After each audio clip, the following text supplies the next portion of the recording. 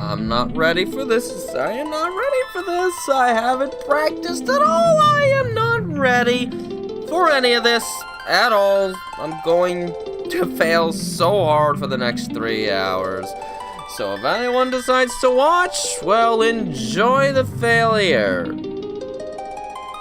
Yeah, enjoy the failure, because I'm not beating this, I know it. This level's impossible. This level's just impossible.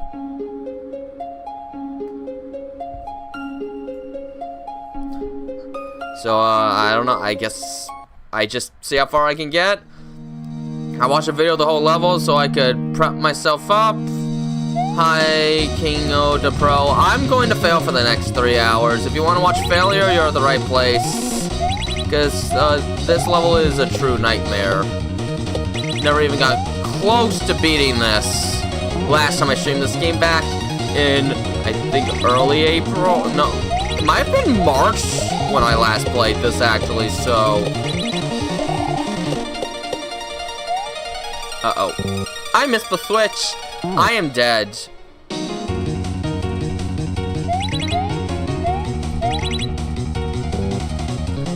Am I ready for this? Am I really ready for this?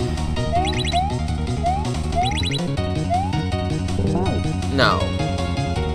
I'm not ready for this. I'm not gonna beat it. All the stressful games that I play.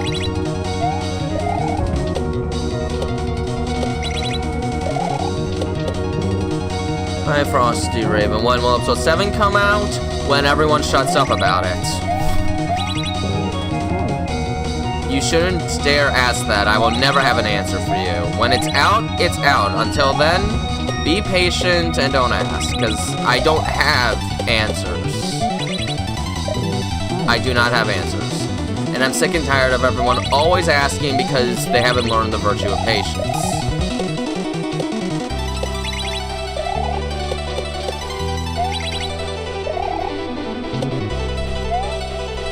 That was close. I missed.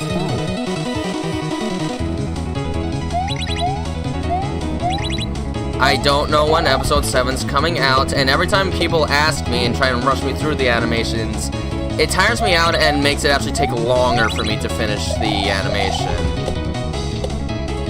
Because it makes me feel more like a robot slave.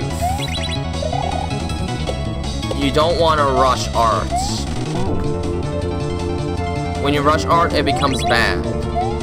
And I don't know when it's gonna come out because anything can happen that will keep me from finishing it faster.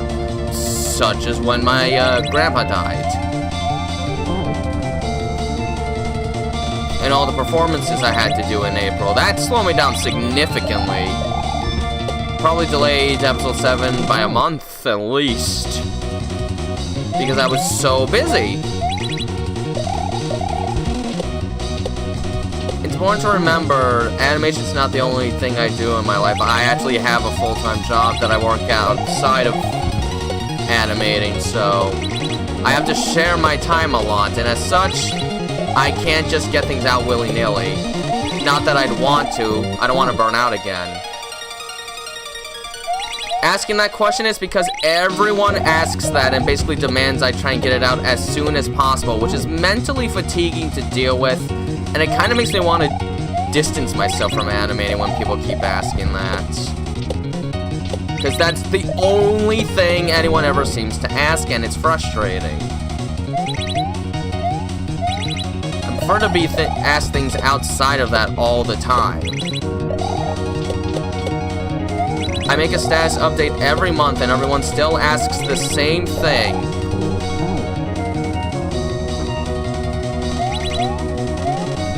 If you tried to make something and everyone kept pressuring you with it, you'd understand.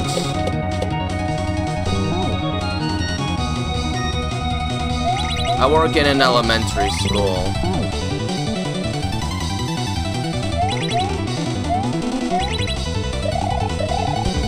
Clerical side of things.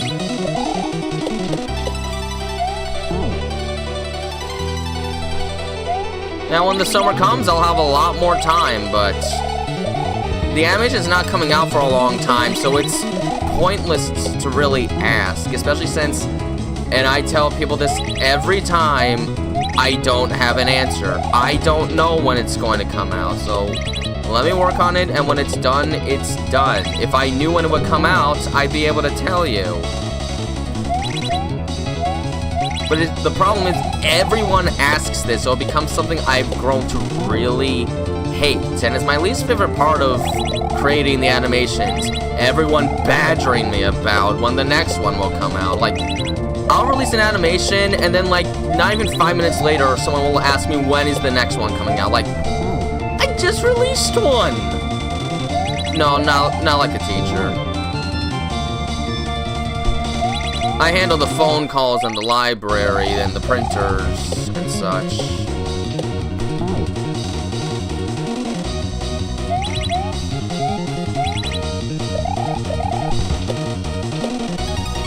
And since I work full-time, and I'm also in a band and a choir group, and I was in a musical, yeah, I can't just be thinking all the time of how quickly I can get through an animation. Hi, Kaizo, hi, Sonic Best Buddy. I knew that was gonna happen if I looked away. This is not a hack that congratulates you for looking away. It punishes you.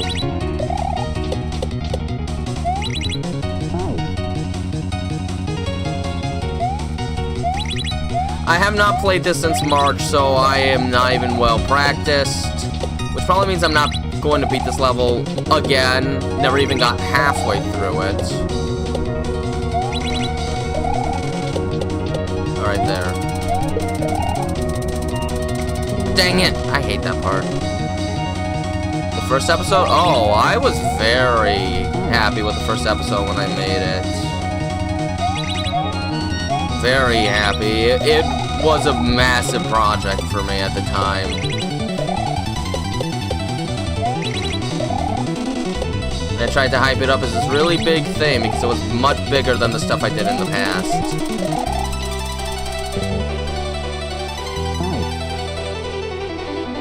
Stream what things? Stream what thing? Wait, stream what? I don't know what you're talking about, Frosty. Stream what?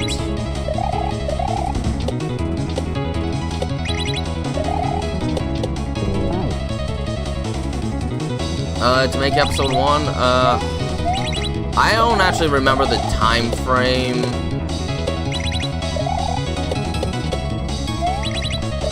I can't remember when I even started that one.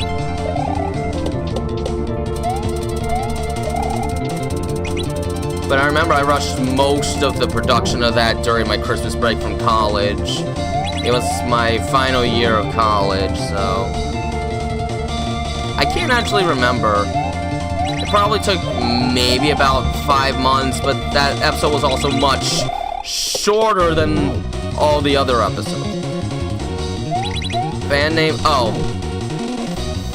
No, not like a rock band, you know, like just a county band, you know, the flutes, trumpets, that sort of thing. Not like a rock band or anything like that. It's a community band group. You know, a concert band.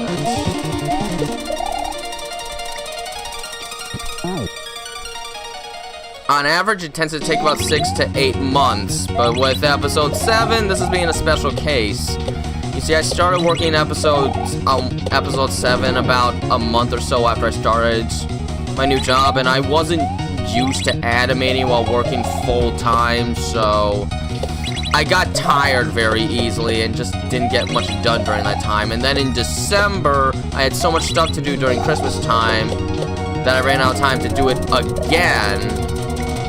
And then in April, I had so many rehearsals and performances to go to that I didn't have much time to work on episode 7 again. So really, in a sense, episode 7 kind of got delayed by 3 extra months because of a whole bunch of incidents that occurred in my life. And then when my grandpa died, well, that slowed things down even further because I was processing that. So episode 7's going to be an exception. It's taking more time than normal because a lot has happened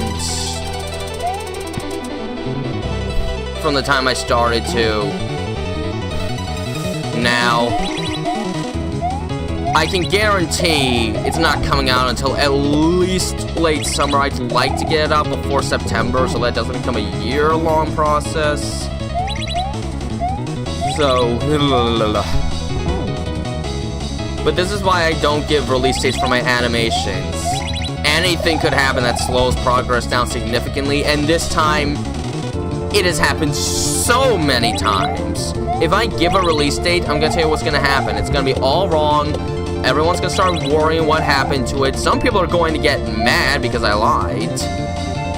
And then I'm frustrated, and then everyone's frustrated, and then I get more tired, and then I finish the animation, and I don't feel like making another one because I tired myself out too much, so... yeah, I play flute.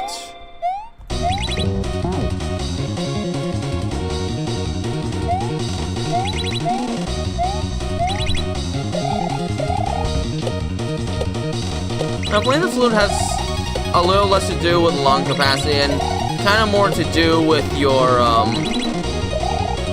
angling of your breath.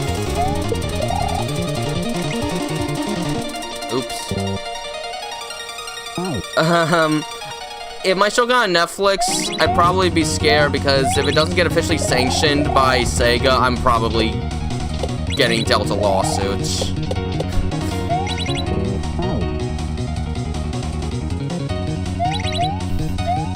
I'm pretty sure for it to be on Netflix, Sega would have to, like, officially endorse it first.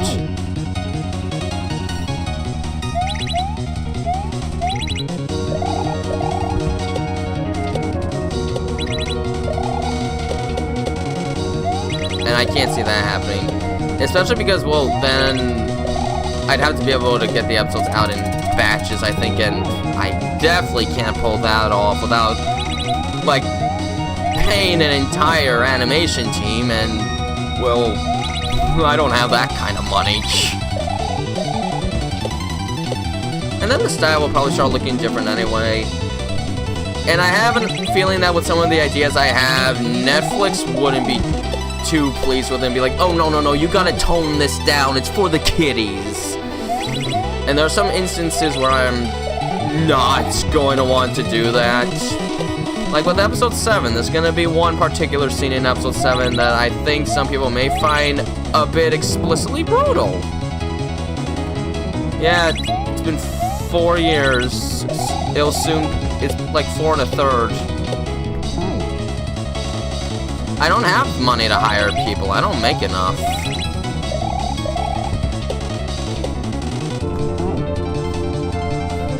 In order to just do YouTube as one full-time job, I'd have to make roughly 4 times the amount of money I'm making on YouTube as it is. And for that to happen, everyone would have to be willing to watch all of my other stuff that isn't my animations, which is not realistic because many people just come for the animations and nothing else. I had to turn to a whole business project, and it'd be a risk. If it didn't pull off, well then, I would be out of money and I wouldn't be able to make animations anymore and probably become homeless. To do that kind of stuff, you need to take a risk and you need to have enough money. I don't have either of those, really. It's just a small indie thing that I do completely by myself, and I'm content with it being that way. To hire a team will be to start changing the identity of it.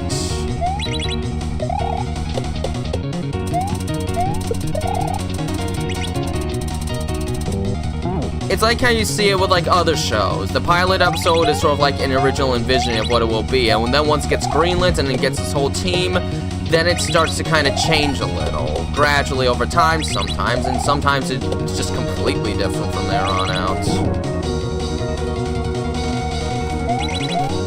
I don't have the money to hire people, and you can only volunteer people so much.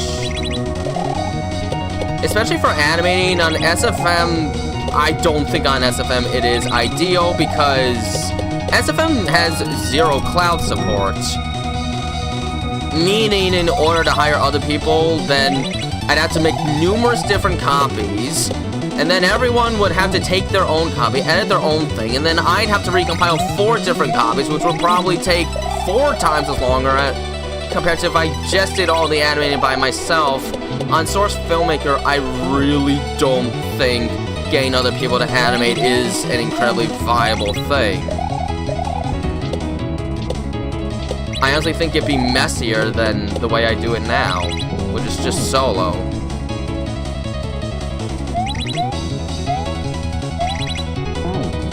What will be the last episode of the Tales That Bond?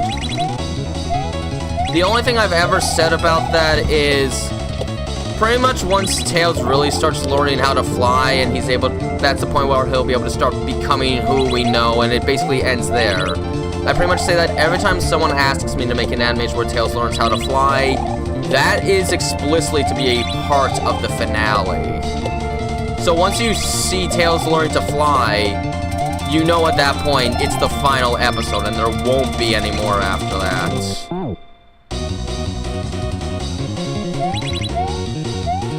I don't say anything else about the final episode, just that one detail. Since I have gotten requests many times to make one where Tails learns how to fly, and I always give that as the explicit reason as to why I cannot do that.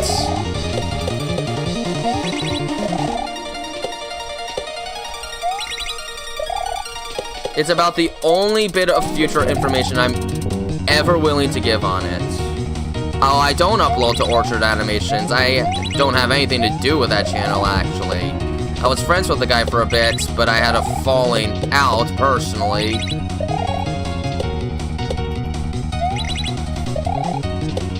He had a bit of a temper side to him that I could not handle. No, he just makes animations very similar to mine that take place in my universe. That's what he does.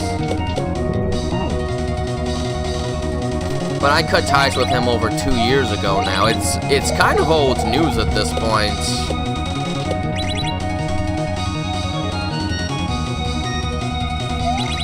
Well, in the official backstory, Tails was known to have been bullied for 2 tails. To create an emotional story, I wanted to take things to a more extreme level of that. What if Tails was a truly defenseless child, needing to be taken care of? Now, in canon, it's not nearly as cruel and sadistic as the level that I kind of bring it to, but it's still a part of his canon, which is why I have room to play around with it. And since the backstories of characters are usually not touched upon too much in main game canon, it kind of leaves free reign to take it however you please. So I did. I admit to having some inspirations. There was this one series of fan fictions I would read that was a primary inspiration for the whole thing. To the point that the ages I have Sonic and Tails at are explicitly because of said fanfic series.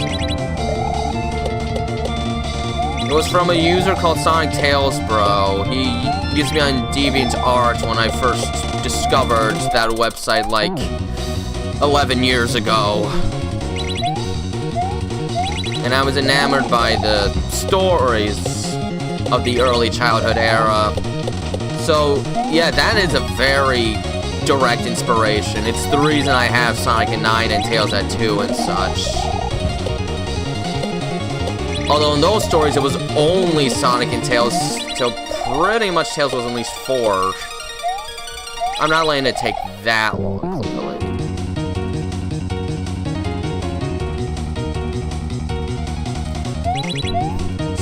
Someone just said that because they were in some of the Orchard animations. Of course, they were in there because I do one day intend to introduce those characters. I just don't say when. I like it to be a surprise.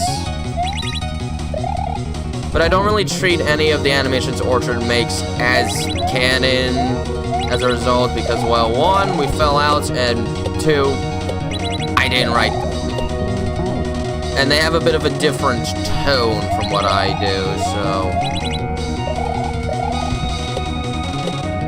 I do not treat those as canon. I only treat the ones that I made as canon.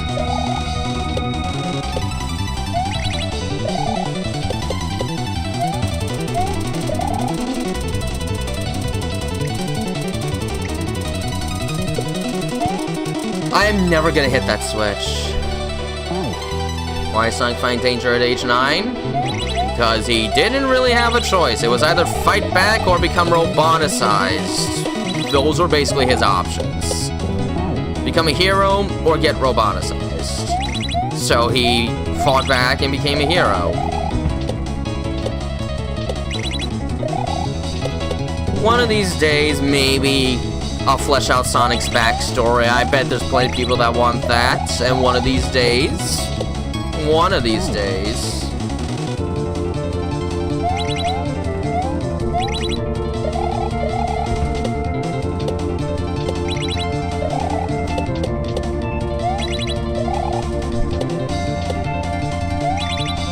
Of course, this being a character-driven story, of course I'd want to flesh out Sonic as well. Yes.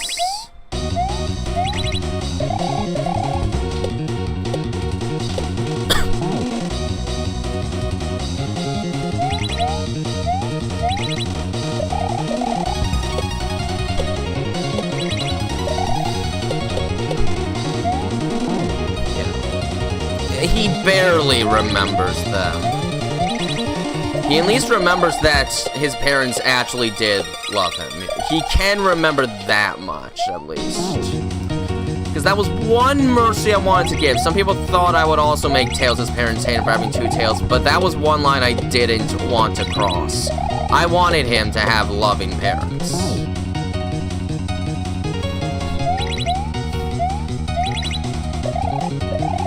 And he did. Both of his parents loved him. Do hedgehogs leave their young... I don't know anything about real-world hedgehogs, so I'm not the one to ask.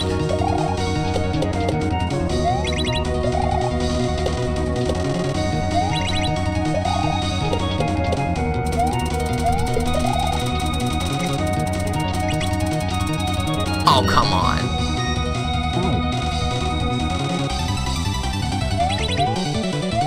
He does deserve better, but that's why Sonic tries his absolute hardest. No matter how exhausted he gets, he prioritizes Tails over his own well-being.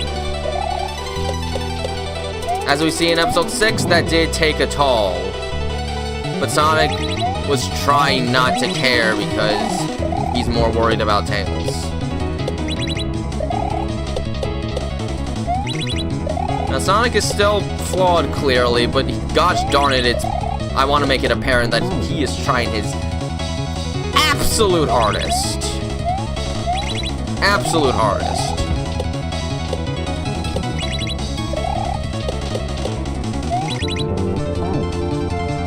Is Knuckles going to be in the series soon? Knuckles will eventually be a character in the Tales of the Bond, yes. He will eventually be, that's for sure.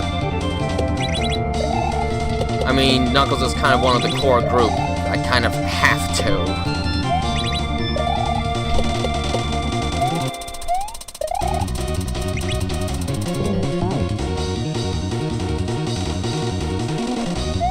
Yes.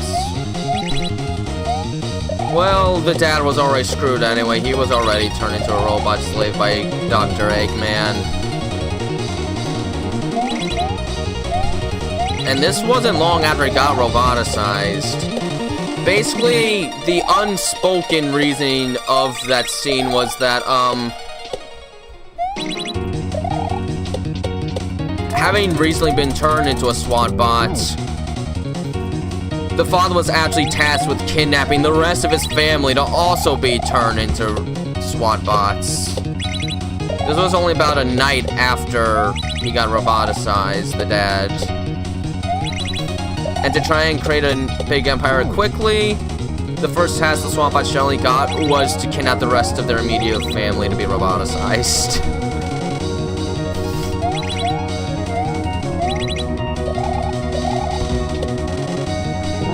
Will we ever see Amy's adopted mom?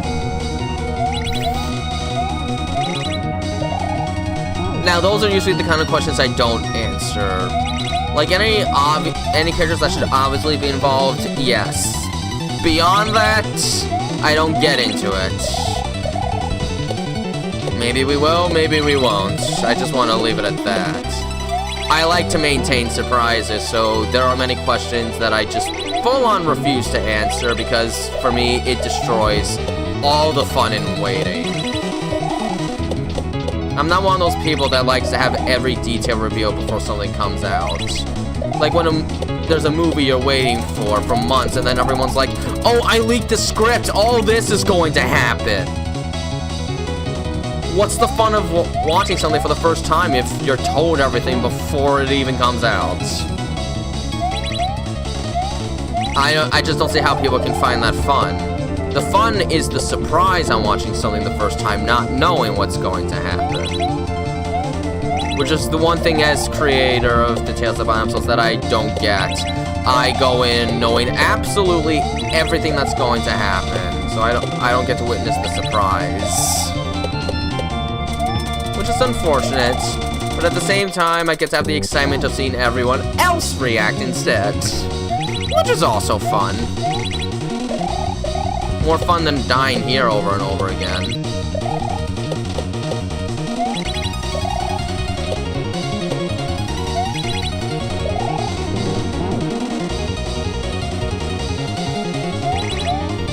You crash the stream on your end?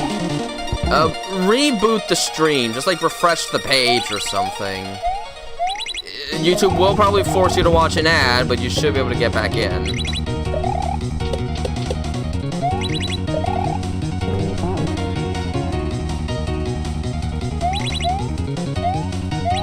So far, I've made 0 progress from last stream.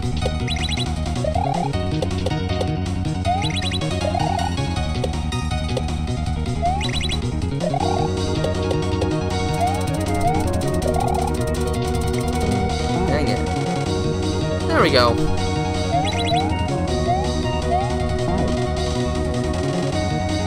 Oh, absolutely.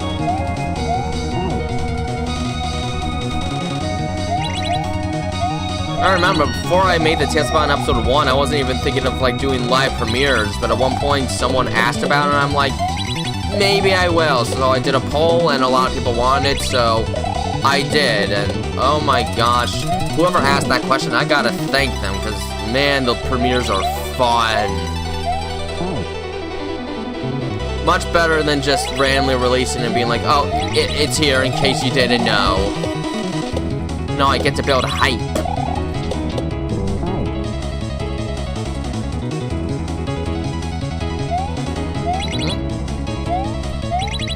Can you close the ads? Like exit out?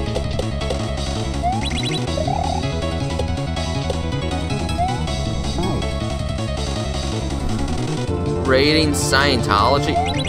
Why would they raid anything that isn't an Eggman base?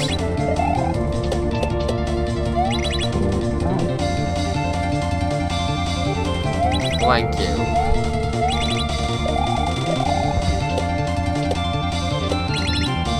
Although I think episode 3 could have been better, and I feel actually it's sort of a byproduct of me actually getting burned out. I actually did get burned out while making episode 3. I was actually getting very tired from all the animation creating I was doing. How's Sonic Feeling Journeys breakdown in episode 5?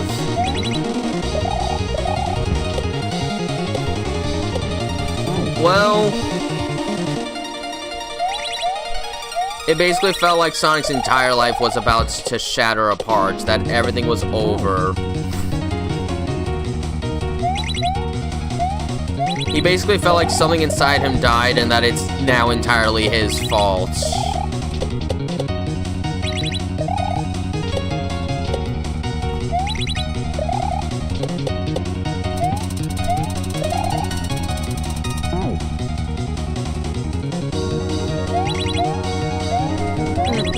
I personally think episode 3 could be a lot better. It's, for me, bar none, the weak link of the series.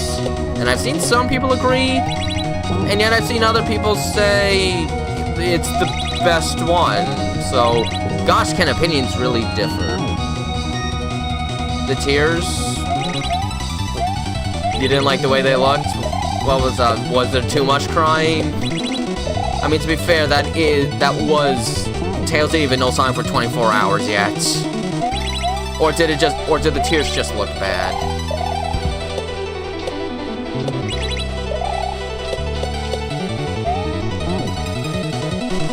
Thankfully, I think every episode after 3 has been a massive slam dunk.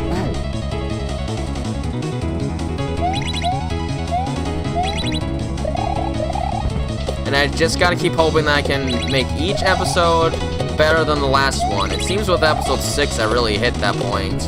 That seems to be considered a very high mark episode.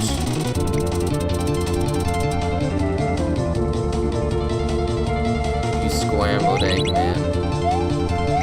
Now that's episode 4. And episode 4 might be my personal favorite of the bunch. But episode 6 comes very close as a second.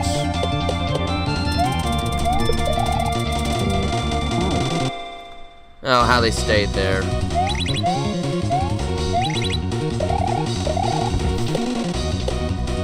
Well, it is one giant model, essentially.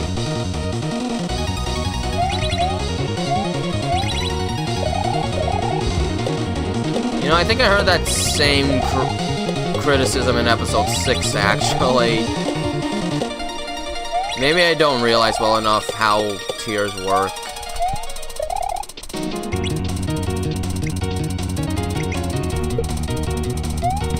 Okay, that's the closest I've ever done. Is episode 1 your favorite? You know, it's amazing how short that one is compared to all of the other episodes. Like, it's roughly half the length of most of the episodes at this point. I guess I didn't flesh my scripts out as much back then. I don't know, episode 1 did have a much smaller script. It was only like 7 pages or so. Nowadays, the average Tales of Bond script is between 12 to 16 pages. Least popular episode? I don't know the general consensus from the fans. I don't know, I would need like 100 people to use my tier list and see what everyone thinks. I have a link to my Sonic SFM animation tier list on my main channel page, actually, for anyone that wants to make a tier list. And I think everyone is able to make a community post tab nowadays, so there's also the viewer community thing that people could use to post their thoughts. Yeah, I was not really capable of making original Sonic characters at the time, so I took a shadow model and I tried to adjust the color scheme a bit. It worked for Adrian, because that was the classic Sonic model. The color scheming does make him look very different, and I gave him yellow eyes. But it's not like with the bullies in episode 5, where outside of Gary the Blackbird, who I just got from the workshop, Andy and Jackson, the red and yellow ones, those guys I made using a program someone made to allow you to create your own, like, Sonic Forces avatar and have him be made as a model. It does involve a little bit of coding, but it's pretty basic coding overall.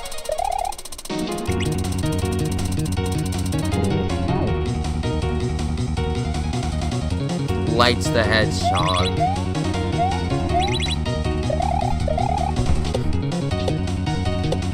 And funny enough, I could not think of a voice to give for Adrian. Like, it kept coming out Mickey Mouse like. I was like, no, that's not how he should sound. But every time I tried to basically just turn into that, so I'm like, you know what? Forget it. This is his voice. He is Mickey Carl Weezer Mouse. I couldn't come up with any other voice for him, so I just left with it. Oh no, the animations don't cost me a thing. Source Filmmaker is a free animation software. There is no monthly payments, and just about everything I need is in the workshop. And I know the guy who does the music, and he willingly volunteered to just make the music for free. I have started thinking about at least giving him some sort of payment, though he doesn't ask for it, but at this point, I feel like now that I can kind of afford to, it's the least I can do. But generally, the animations don't cost a thing. All I need is the laptop that I use, and Source Filmmaker, and, well, Blender for rendering, but Blender is also free.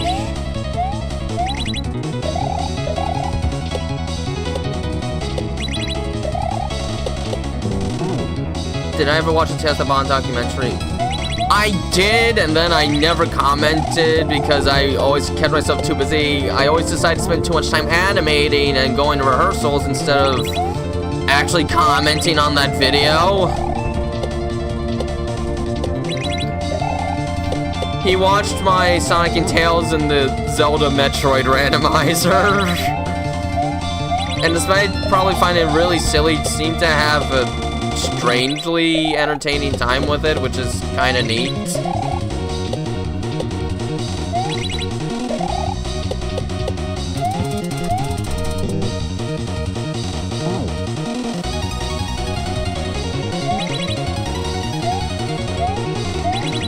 Well, it's not an officially sanctioned documentary. It's a video made by a YouTuber that admittedly is a very small channel, so he wouldn't get pushed by the algorithm that much, which is probably why you haven't heard of it.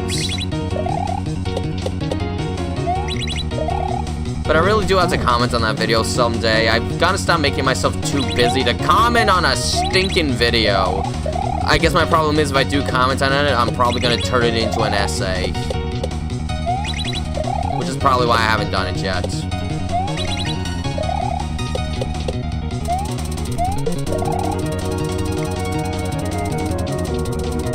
No, butter biscuits.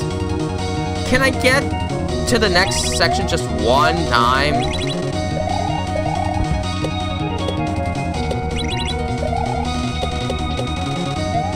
I missed. At least I can hit the L and R equivalent buttons for a quick death, just so that it doesn't take so long to start over.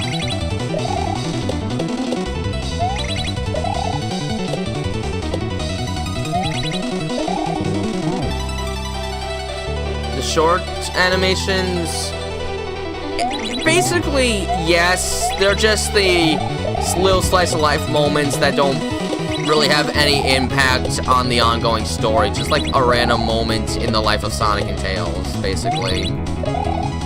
You could think of it as filler content that doesn't take over the main storyline. Like, it's not like an anime where you're going through the main story and then out of nowhere there's like a filler arc that lasts for like 50 episodes before you get to the main story. The shorter animations are basically just slice of life filler videos. They technically are a part of the world, but they don't really impact anything. It's just something that happens and then life goes on. Like, the short animations usually aren't meant to be anything life-changing in their lives. But I do technically consider them canon. As such, I'm very careful and selective about what date I have those animations take place in so that it doesn't really contradict with the Tales That Bond. You could say Tails' first cut, yes. I actually wasn't yet thinking much about continuity at that time. It was one of the last animations before I really started putting the Tales That Bond into motion. So I never really thought about where that one would take place in the grand scheme of things. Basically, anything that came out before the Tales That Bond, I did not remotely think about where it would fit in the grand scheme of things. So if you try to put those into canon, it's probably gonna get messy. So anything after episode 1 was made, yeah. Anything before that, it's a little more difficult. I was kind of more testing waters. I mean, the learning to walk test animation definitely can't be canon because, like, Tails knew how to walk before meeting Sonic. I was just trying to get acquainted. Not really until Sonic Colors, I mean, the cookies, where you could say, I start trying to form a slight canon. And the Thankful Fox was actually just an animated adaptation of a plush post I made on the Sonic Amino back when it existed. Which it doesn't exist anymore. Amino got shut down because of bad management. So you'll never find the original source material for that anymore because it's been... Unless it's been, like, archived on the Wayback Machine, it's gone to the Santa time. Which is a pity.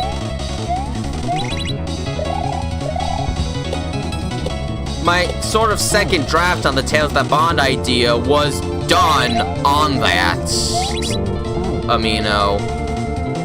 Although it was just like 10 episodes in the form of posts with plush pictures on them. It was a much smaller idea. My first draft on the Tales That Bond idea was back when I was a junior in high school, back when the first test animation was all I made. And it's not good. I would just like write it on my free time in school on my Chromebook. And it's bad. It's not good, but I was only like 17 at the time, so okay, bye. Kalzaya.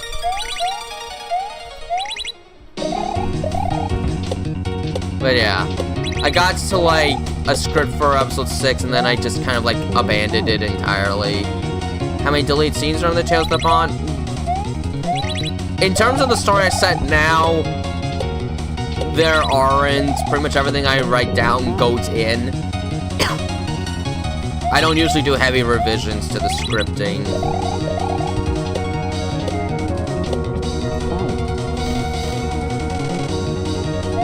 The only thing was, before I started conceptualizing episode 1, I was thinking of doing this little bit where Tails runs into the woods, where he basically sings this song from Mr. Magoo's A Christmas Carol called Alone in the World. But I didn't think it would be a good idea to start adding random musical numbers like that, so I scrapped the idea, but that's about it. Everything else is basically how it is when I first write the script.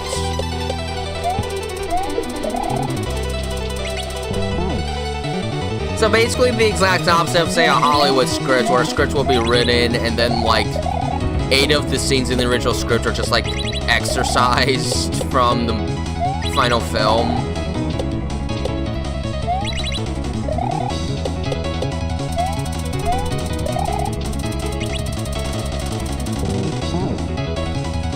See, there's not really deleted scenes in the Tales That Bond.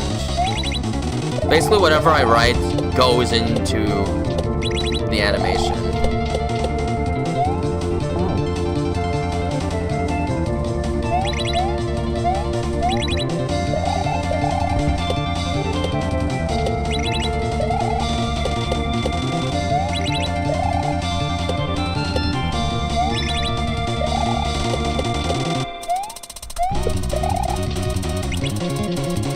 Dang it! All episodes into one movie? I don't really... Maybe it's because I don't usually like watching stuff in that kind of compilation form like that, but I don't really see the purpose of doing that generally.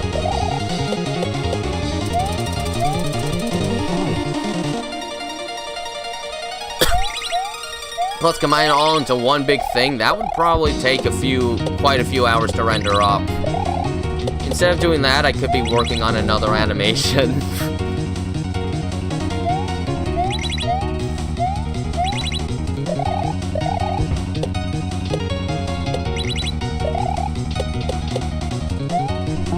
I don't know, to me, that always just seems a little unnecessary. I know some people like it that way, so I probably could, but I just don't, I don't know, I don't think of it in the same way. I mean, if someone wanted me to do what I consider the various seasons of the Tales That Bond and make, like, each season its own full-length video, maybe someday in the future, like, Episodes 1 through 4 are essentially Season 1. It's the first arc. Episode 5 started a second arc, which does involve introducing new characters and using that as a basis to sort of develop Sonic into something a little more mature, taking some extra responsibilities. How long did it take to get the rights? Well, fan animations don't usually do that. Usually with Sega, you can make any Sonic fan content you want as long as you don't try and treat it as something officially endorsed by Sega by, you know, forcing people to pay money to buy a Sonic fan game. You don't do stuff like that.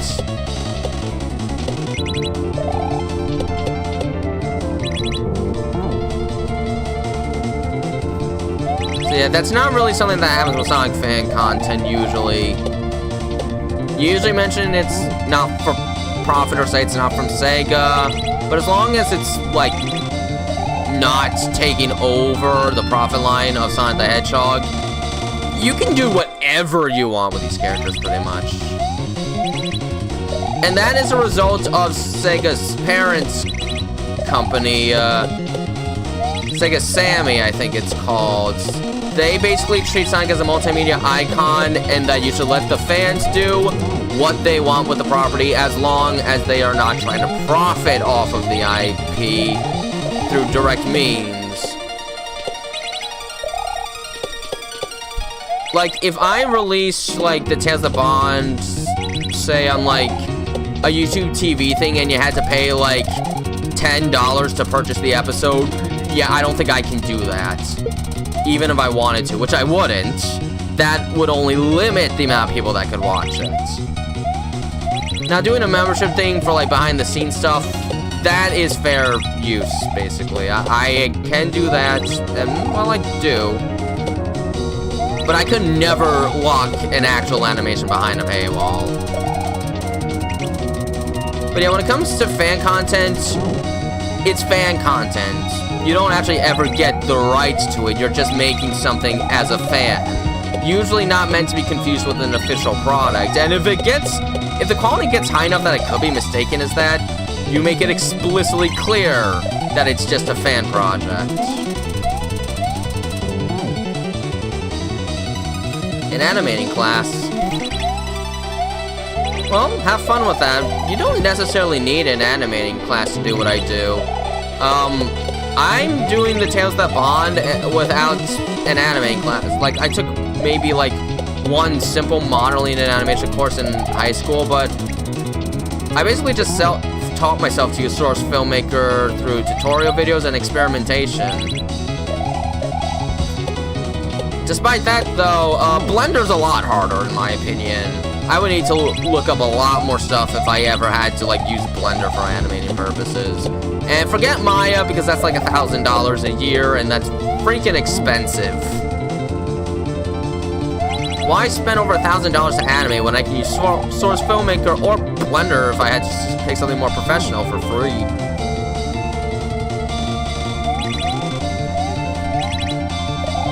But I kind of like treating the animations as my own work. I don't mind being the only person doing the animating.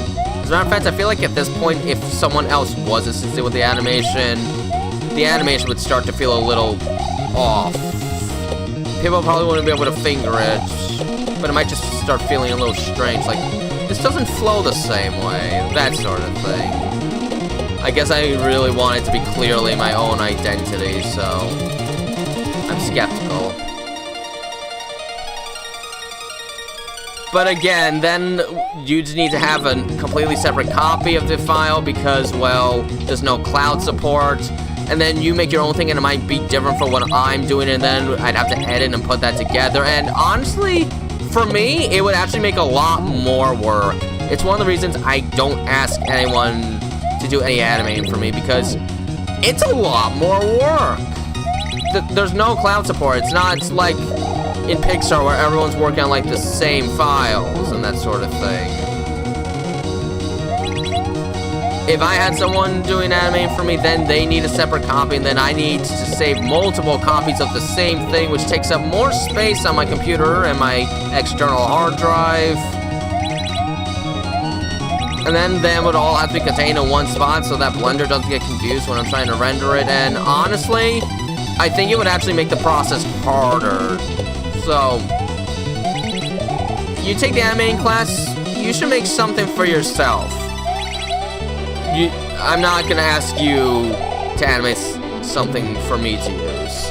I'll take care of that myself.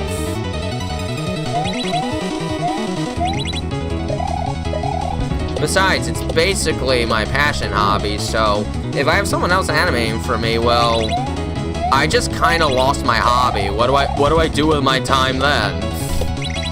I mean, I have quite a backlog of video games to play, but you know, it's nice to have something else that adds extra productivity.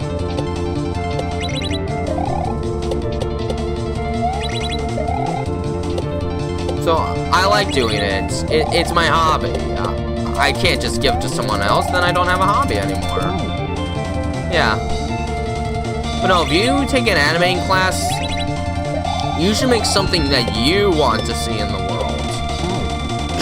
If you decide to get a team, that'll be your decision. But when I started doing this, I was just getting out of high school, so yeah, I wasn't really gonna be branching out to random strangers online for help. No, I don't play Hitman. Alright. Hang on, you guys. I gotta use the bathroom. I actually have to go pretty badly. Ooh.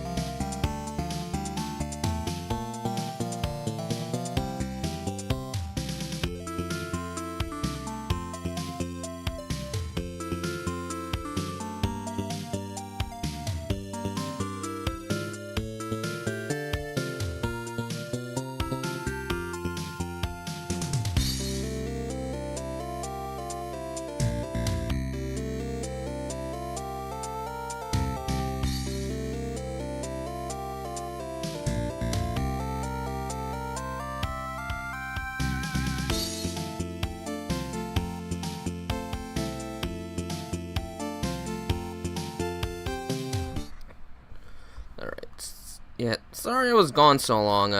I really had to go.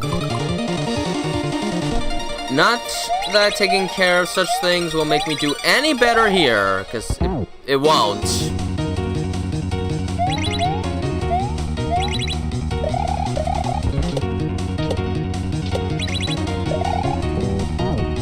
Whoa, okay.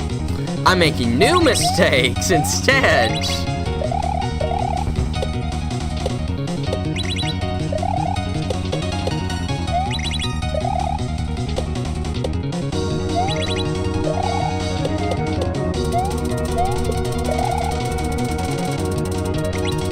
I really hate doing this kind of thing.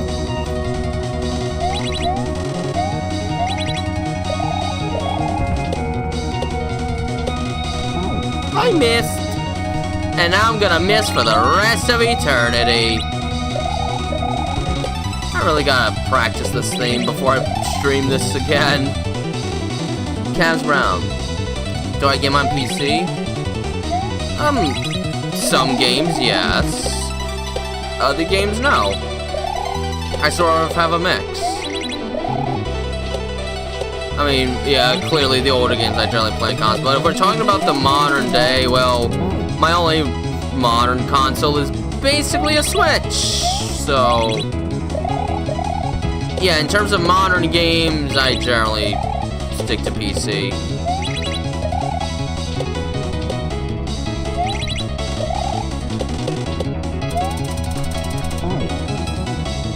Whew.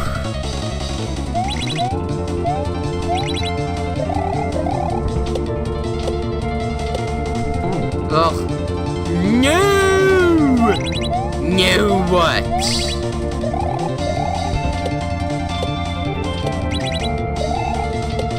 No pickled pork?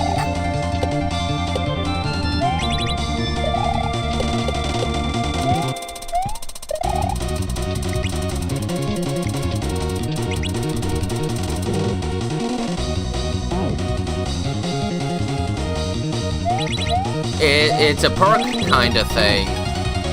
The only sneak peek I tend to make public is the midway point. Otherwise, I don't want the masses to be seen too much. It feels too spoilery.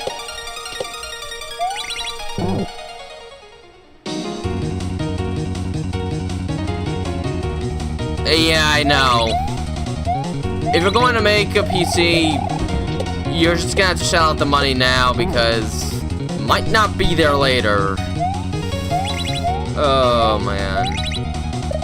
If suddenly it wasn't possible to get PCs anymore, I guess that would be the one thing that would really cancel the Tales That Bond. Because if I can't have a computer to animate on, well then I can't even make it anymore. That would be terrible. That would be terrible. Oh well. If they care about profits, they'll eventually back up when they realize all their money's being sucked out because AI just takes so much money to support.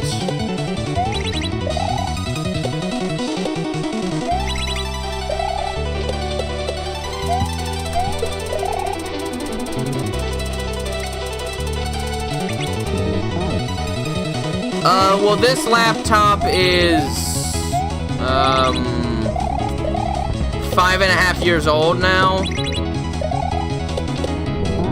It still serves me quite well. But the battery on this laptop does not last if I turn it on without the charger plugged in. It will instantly die.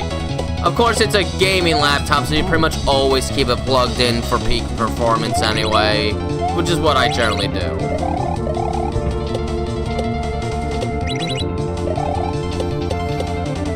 But if I need to take out a laptop for like business, I would have to get a cheaper business end laptop instead. I actually still run this laptop on Windows 10 because I don't want to upgrade it to Windows 11. I kind of prefer 10 over 11. I have a new PC, not a laptop, a desktop all-in-one that is Windows 11, and I prefer 10.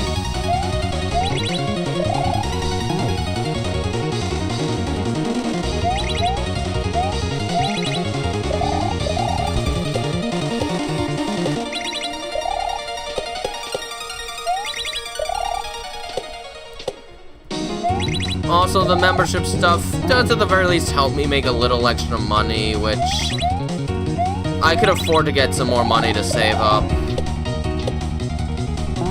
And maybe invest, I don't know, I have no expertise in investment, so with a financial advisor, I just kind of stuck to something simple. I don't want to take massive risks.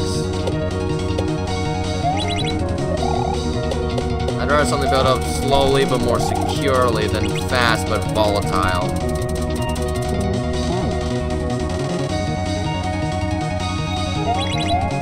Well, I kind of like...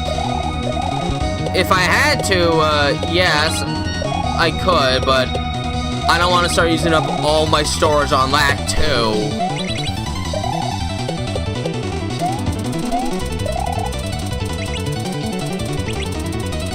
Because as I make more animations, well, even with an external hard drive, storage does build up. I don't want to fill yet another device with storage. For right now, I primarily want to save that desktop to install later Resident Evil games on for when I eventually record them. That way I don't have to worry about the storage on this device as much. Because it's kind of getting to the point where if I install too much more on this device, performance might drop due to lower storage. What makes me like animating? The satisfaction of seeing something I create come to life. The payoff of it all, it's exciting to me. It's a lot of work, but it's always so immensely satisfying when it's done. I start jumping around like a bird when I finish an animation. I never got into crypto. I never quite understood it, so I never got involved with it.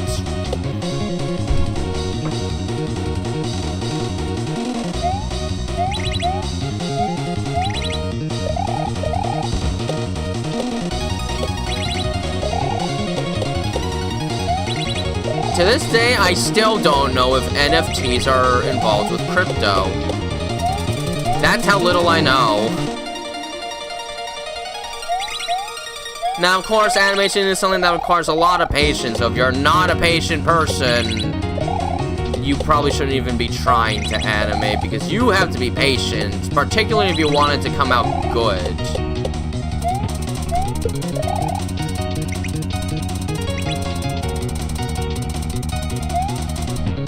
Oh, not again. If I can get through that part just one time, that would officially be progress. The first legitimate bit of progress in this whole stream, which it's been over an hour and I've made zero progress. All the stuff I've done was as far as I made it to last time I played.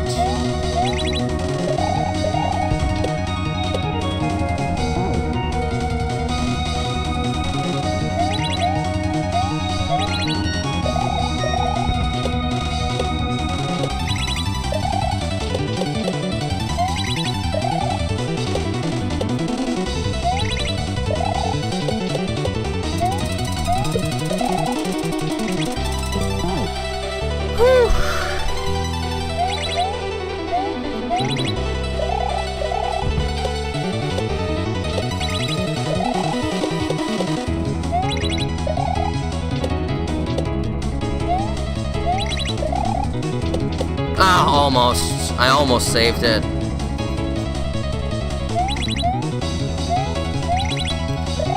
Just watch this level be, like, harder than the next 6 or 8 hacks I play after this. This is not a beginner level.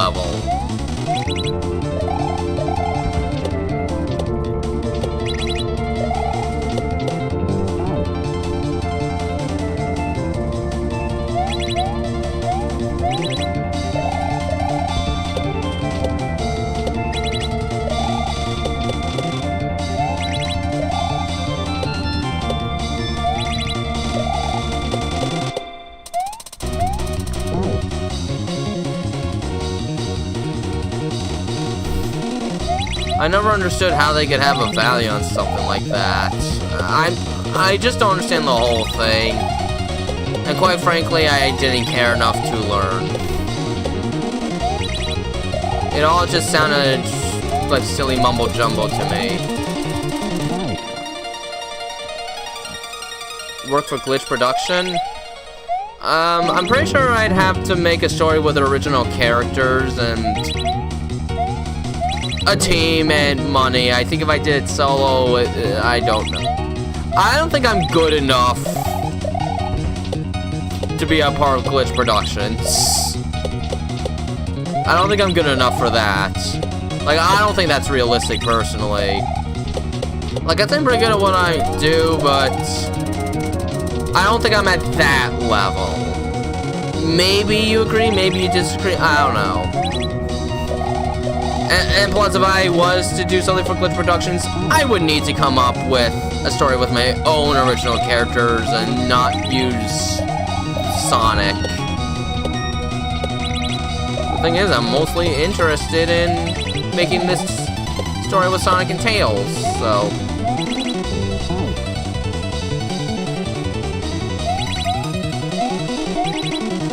I don't know if I could aspire to be a part of Glitch Productions.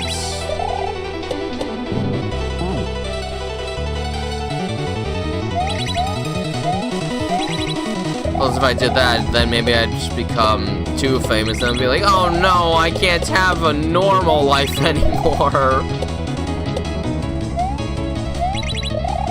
Like, don't get me wrong, I appreciate the attention I get now, but I like that I can get all this positive attention with people enjoying my work. Some people saying that it basically heals them, but then still able to live a normal life when I get off the computer. I kind of like having that balance of having a little bit of the fame, but still living a perfectly normal life.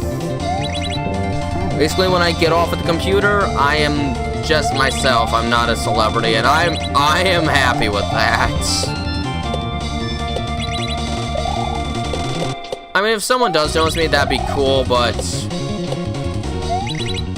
I like that I kind of get to have the Hannah Montana life without having to hide it. You know?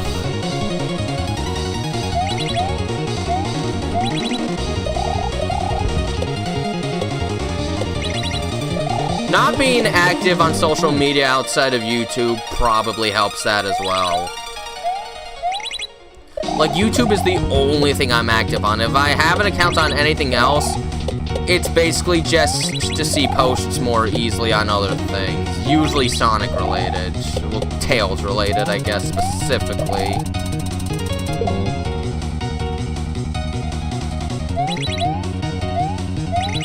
But yeah, I personally don't see it happening for myself.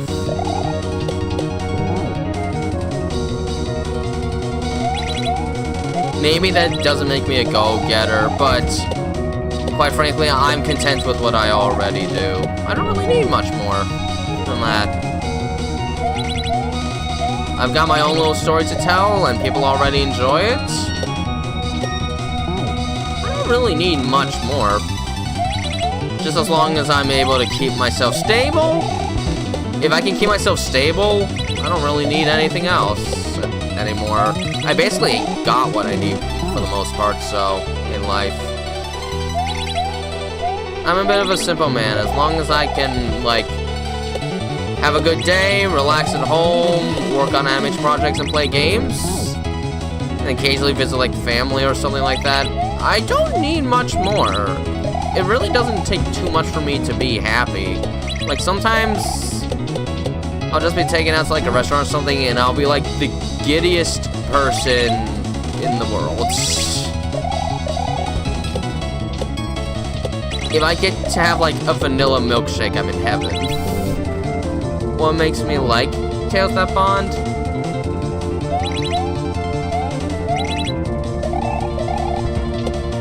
You mean, like, making it, or...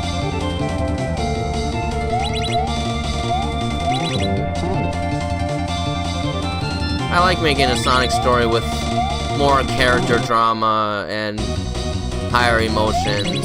Like, Sonic and Tails are my comfort characters. I love them to pieces. But it's fun to make a story where they're allowed to have a wider range of emotions and really make them more fleshed out as characters.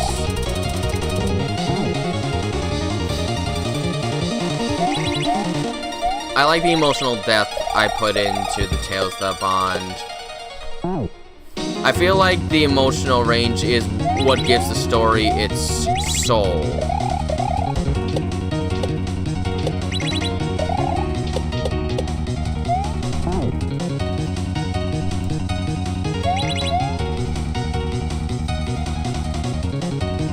But of course, I made it, so if I'm making it, I should hopefully like it.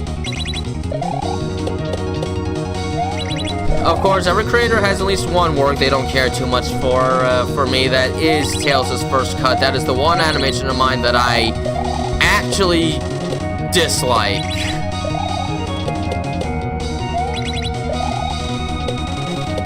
But it was a very popular one. It helped me generate more of an audience for when I did make the Tales That Bond, so it served its purpose, but it's the one animation I kind of regret making.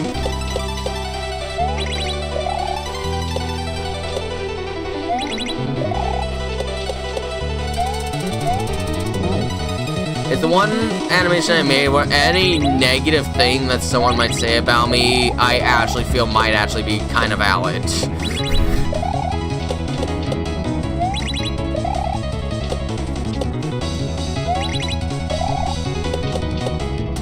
But at the time, it sounded like a cute idea. It was actually a request, and I made it. But I'm not too pleased with the final result, honestly.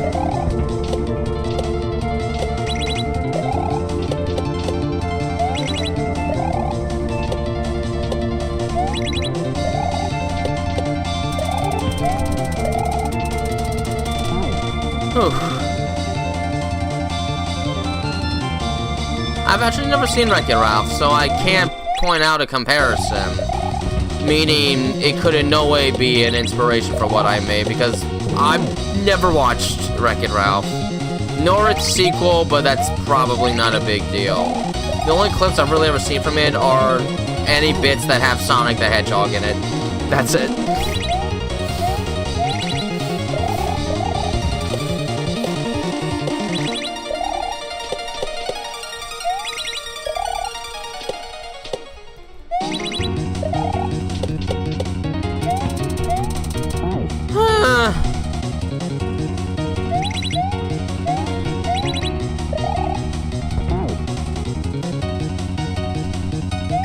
Will I ever have what it takes to beat this level?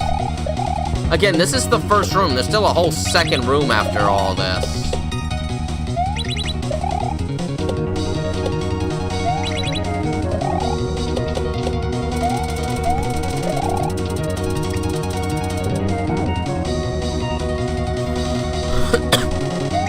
Yeah, I've heard the original Wreck-It Ralph is really good.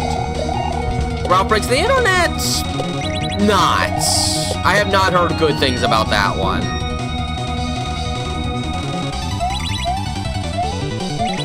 Basically, it fundamentally destroys everything that made the original Wreck-It Ralph good, is what I generally hear.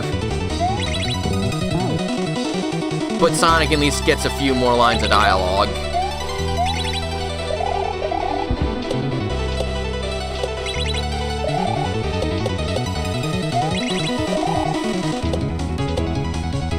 Oh man, if Disney ever got the rights to Sega, I think Disney would try and pull the Tales That Bond off of YouTube completely.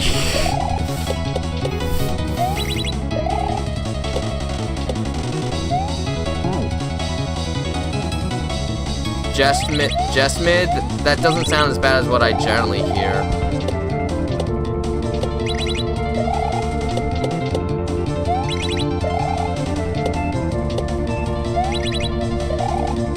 Whoops. Oh, it's more than one line.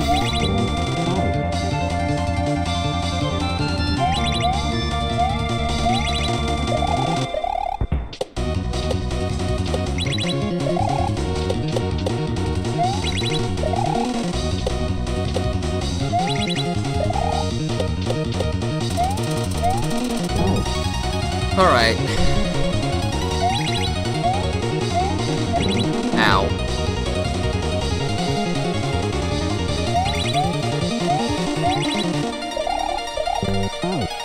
okay, I got stuck on the block. The corner of it.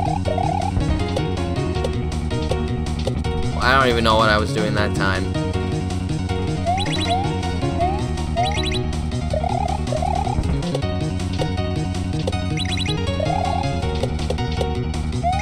I knew that was gonna happen. But it's not the quality of the original.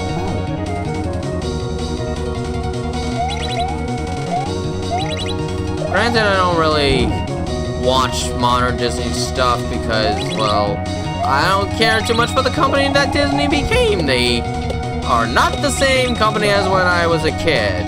Which, yeah, I'm sure they still had scummy practices, but they were at least trying to make an image that now they really don't care.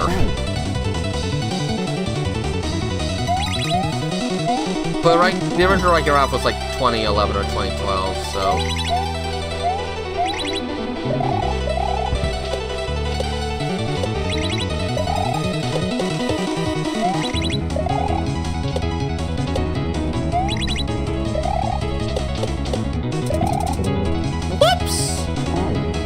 I was starting to get itchy.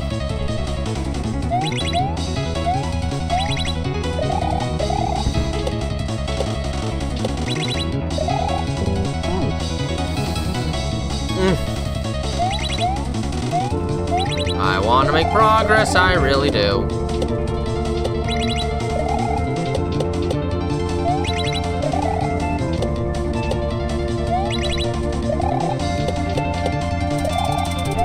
Oops, I was facing the wrong way.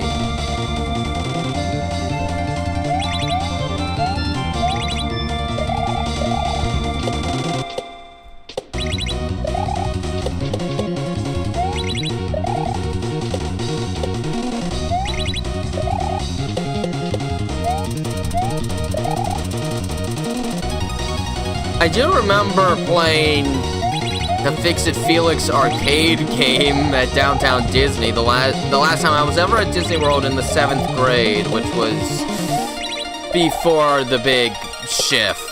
Like, I don't even think the remake of Cinderella was out yet. I remember playing that at Downtown Disney, one of the arcades. It was like a 5-floor arcade. Though I admit to spending most of my time in that arcade, playing an actual arcade cabinet of Ghosts and Goblins and realizing I am much worse at the arcade game of Ghosts and Goblins than the NES version.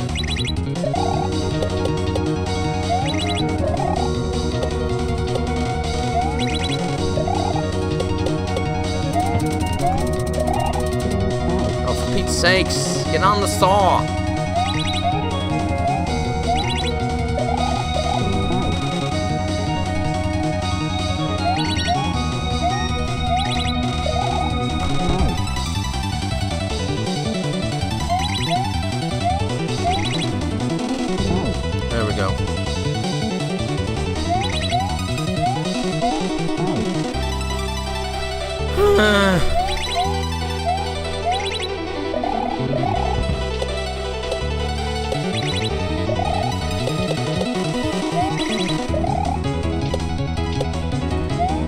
Whoops!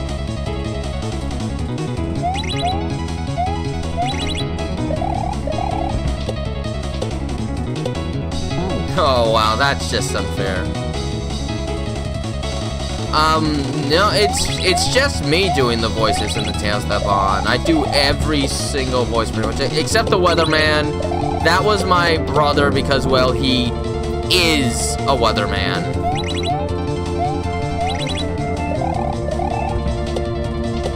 So I had him whip up a weather report for me, and I used it. Outside of that, though, I do all the voices.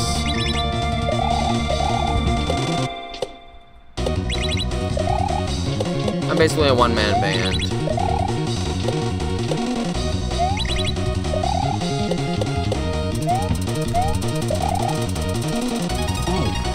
Will I ever hire a female voice actor? Still not sure, but until episode 7 gets finished pretty much, there is no reason for me to even worry about that right now.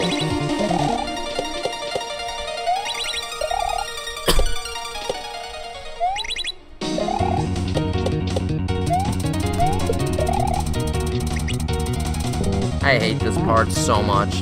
Am I gonna see Sonic 4? Yeah, I'm gonna see Sonic 4. But I'm not thinking about it right now. It's still plenty far away before it actually comes out, so I don't even remotely think about the movie. Hello, Supersonic Richie. As far as I'm concerned, don't even think about the movie until at least the first actual trailer comes out. Then you could start thinking about it. Otherwise, the wait's too long and everyone starts delving into spoilers, yada yada yada.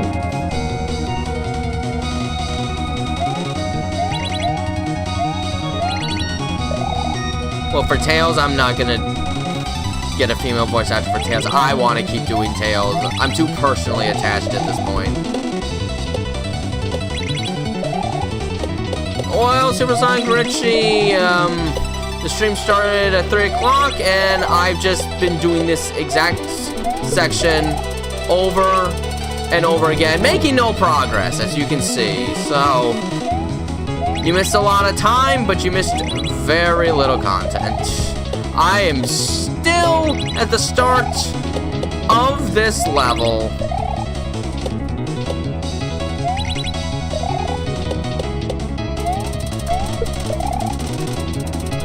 I keep messing that part up now.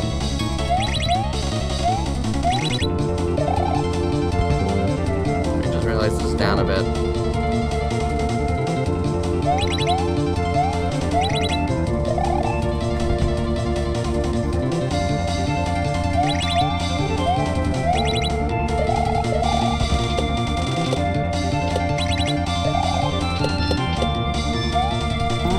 The fact that this isn't a beginner level hack is absurd.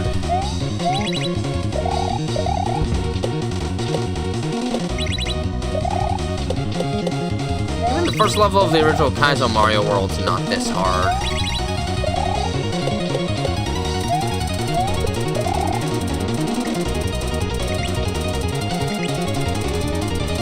Oh shoot. I will never get past this part. Yep, the whole stream. So, no, you didn't really miss much of anything outside of me failing this for almost an hour and a half. Would I like more Sonic? Oh, I definitely like Sonic more than Mario. Definitely like Sonic more than Mario.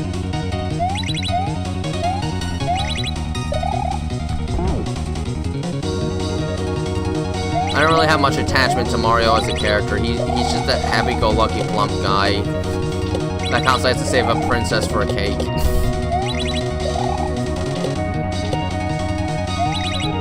I've always been much more attached to the Sonic characters as characters.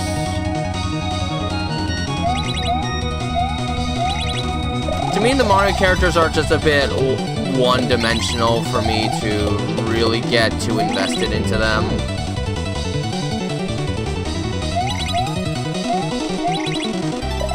The Sonic characters always felt more unique. More fleshed out. Probably because Sonic games usually have bigger stories than Mario games.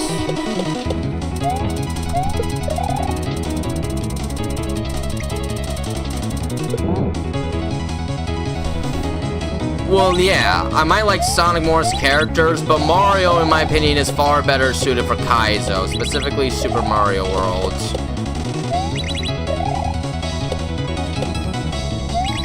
I did get to play a Kaizo Mario hack where I got to play as Tails, though, so that was cool. No, I don't watch Oddbods.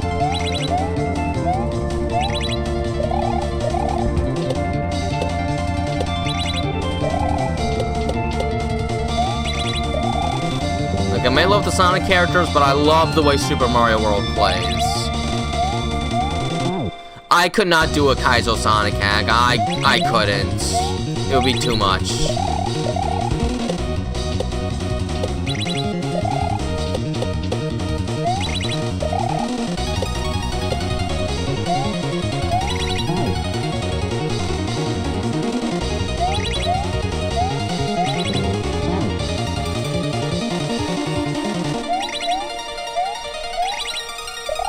But yeah, I don't really replay many Mario games anymore. If I replay a Mario game, it's usually Super Mario World or like the original Super Mario Land, which is a weird one. I don't know what Oddbods is. I'll generally revisit Sonic more than Mario. I just like playing Kaizo Mario hacks a lot. I just think they're fun.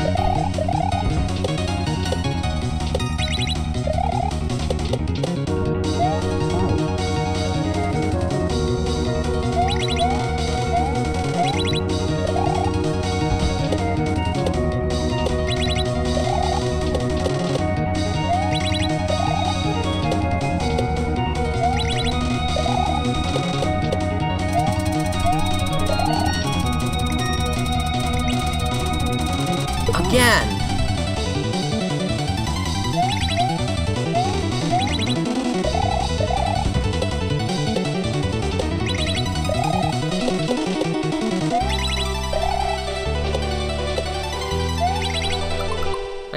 I got an itch.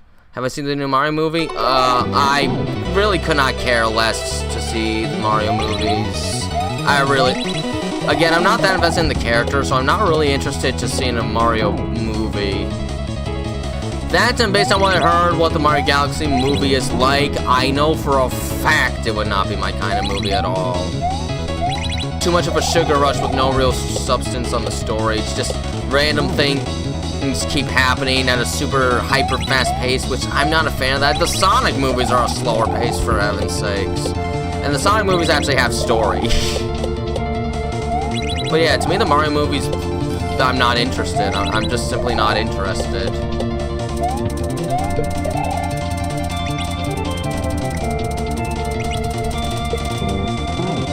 I mean, maybe the first one I'd at least be able to find a little decent, but the second one, it just sounds like the antithesis of what I want from a movie.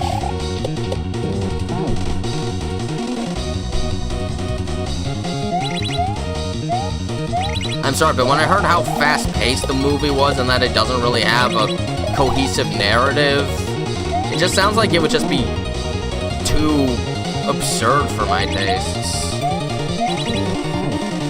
That, and the writing is probably not very good, which would probably bother me.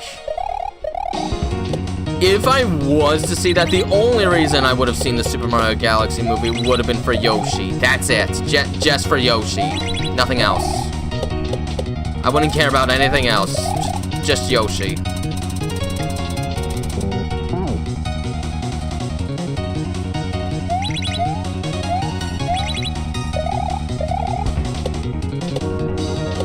And based on how Nintendo's handling the criticism of the movie, I don't have any trust that the Mario movies are gonna get any better. I'm not sure about the Zelda movie, and I think they're going to mess up a Metroid movie. I don't know. For some reason, I don't trust them making a Metroid movie. I mean, Nintendo themselves usually don't care nearly as much about Metroid in the first place, so they're definitely not going to understand what makes Metroid click, especially if they decide to follow Prime 4's example for a story. Because, Prime 4 was not very good. Dread was amazing. But Prime 4 is kind of a disgrace to the Prime name. Especially the first Metroid Prime, which is one of my favorite games ever made. Up there with Ocarina of Time and Wind Waker for me.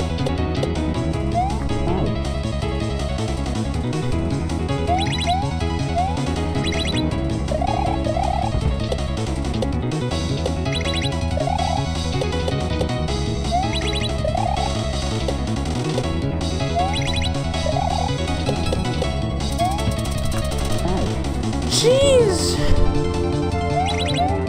Yep, we're halfway through the stream. I've made zero progress this whole stream.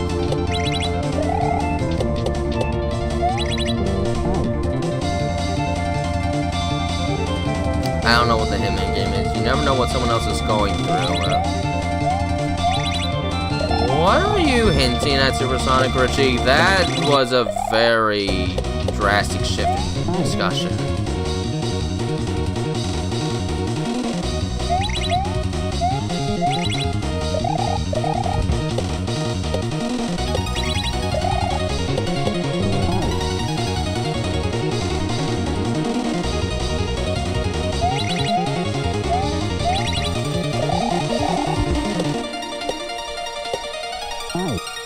Do I watch Merge?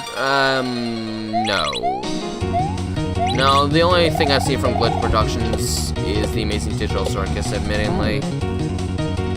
That's because I was introduced to that one through my brother and some friends. And I really like The Amazing Digital Circus, but I have not watched anything else from Glitch Productions, admittingly. I know there's probably some real good ones in there, but I just haven't taken the time.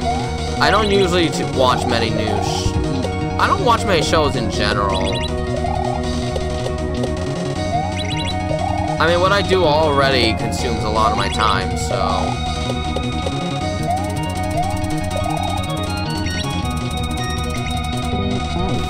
Whew.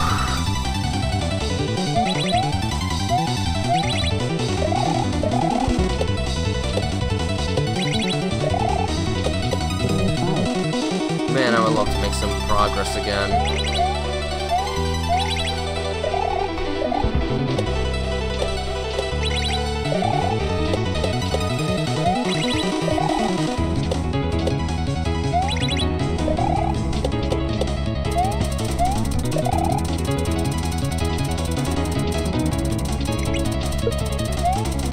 Okay, I think I almost made progress that time.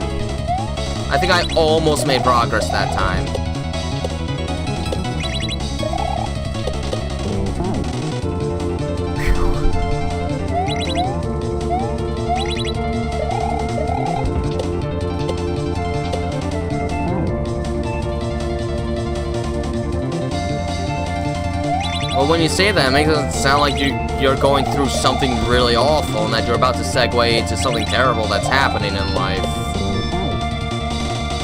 I don't know. Reading that question just gave me the impression that something terrible was happening with somebody. Like, usually people don't say you never know what someone's going through unless they're referring to something terrible.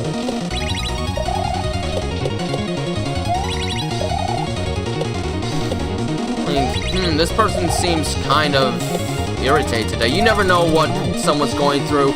That person's probably getting attacked by her boyfriend, or, you know, it usually segues into something like that.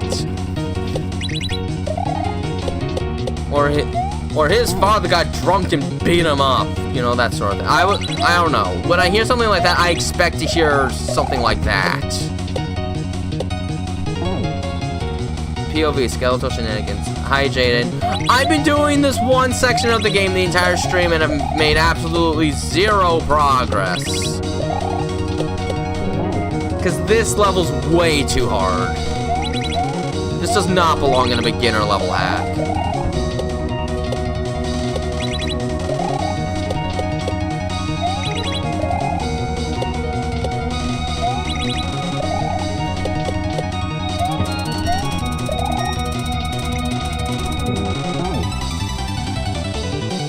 Yeah, but why would you say that if you don't have something to say? All it does is make me think you're going through something terrible. That's not something people say out of the blue. They usually have a reason for saying that. A very clear reason why they're saying it, and they usually let you know what that reason is after. I didn't skip the tutorial level. I cleared every level in this hack except for this one. This is the only level I did not win.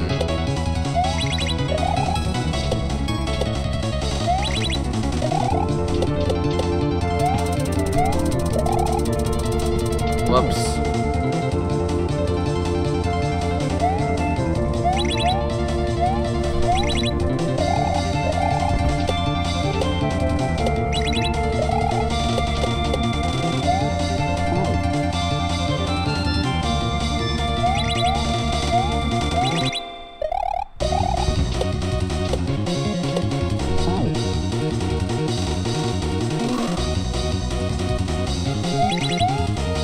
Well then.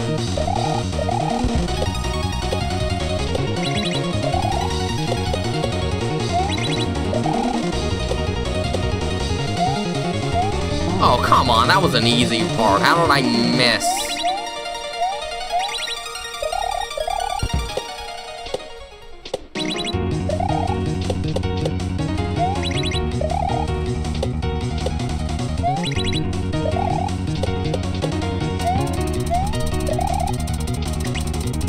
that part I can understand. Yeah, but at the same time, I've listened to this for like hours now.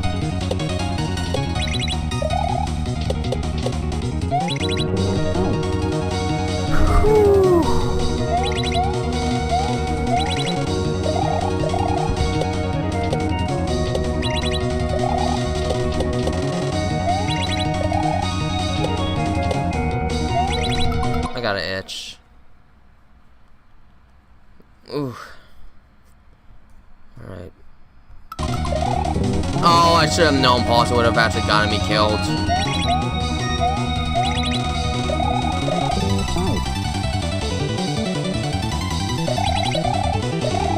What am I doing? I gotta do some regular jumps.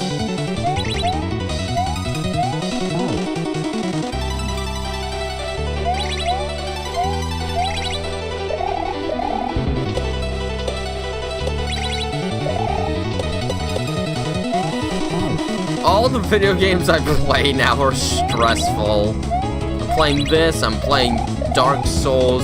Superland has super difficult puzzles, and I'm now playing Resident Evil Outbreak, which is one of the most stressful games I've probably ever played in my entire life. Every video game I play is stressful now. Somehow going to work is the less stressful part of my day than playing video games. Somehow. Going out to exercise is less stressful. Anime is less stressful. Somehow the most stressful thing I'm doing in my life now is playing video games. How does it come to this? How's it I'm playing so many stressful games in a row? At the same time, basically.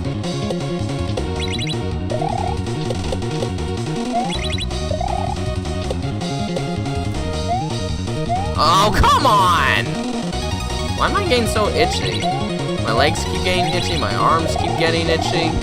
I don't understand why I'm getting so itchy. Is this game just starting to make me too nervous?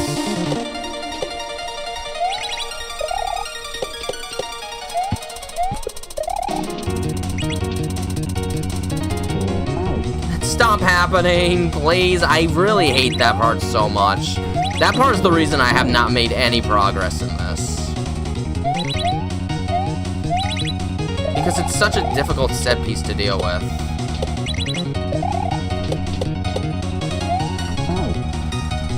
Whew.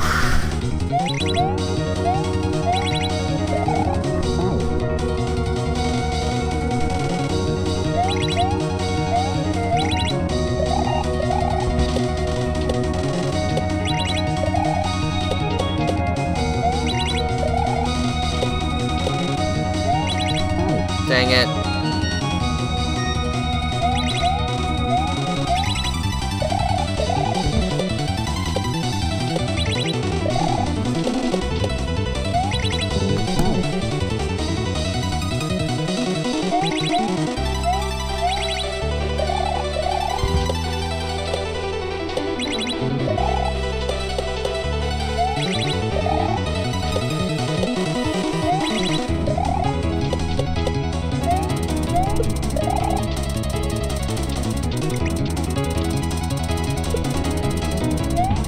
Ugh, I just gotta hit that switch somehow!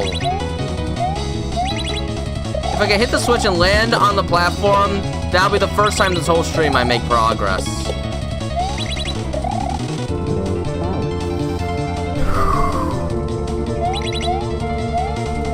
And the worst part is, that's only about a quarter of the way through the entire stage or so. There's still another 3/4 to the stage after that. I looked at a video, so I know.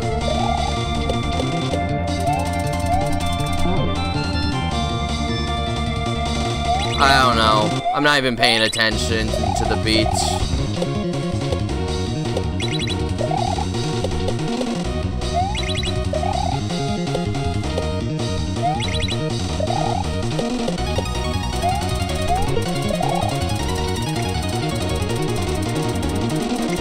Dang it! I really hate that part so much. I just can't seem to improve on it.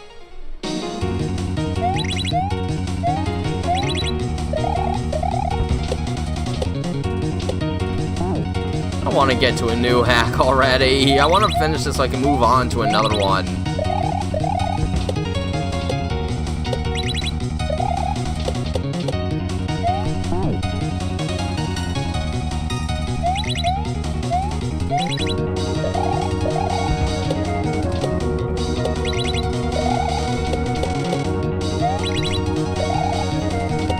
I thought I didn't make it back on the platform, so I was too ready to accept death.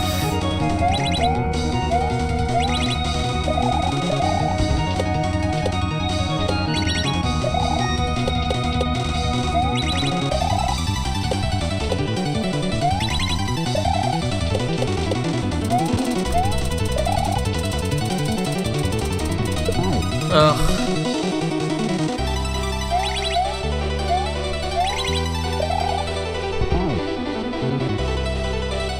Am I going on vacation this summer? Well, mostly I'm just gonna be visiting family. I am, I think, going to Wildwood, though, for a bit. And that'll be really nice. I won't be making another Sonic & Tails plush video, though. At this point, I've sort of exhausted that. So I might do some little shorts with them, but that's it. I made a 2-hour video last time. I'm not doing that again. It ended up being too long anyway. Everyone got bored with it. But I was there for like 6 days or so.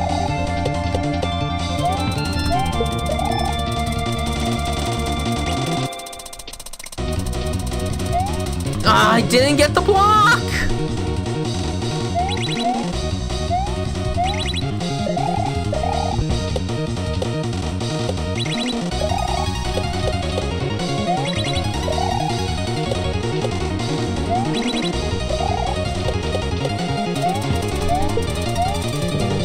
I didn't spin jump. No, I've kind of shown what there is to show there, so there's not really anything else. There's not really new material for me to do with that anymore. I've used it up.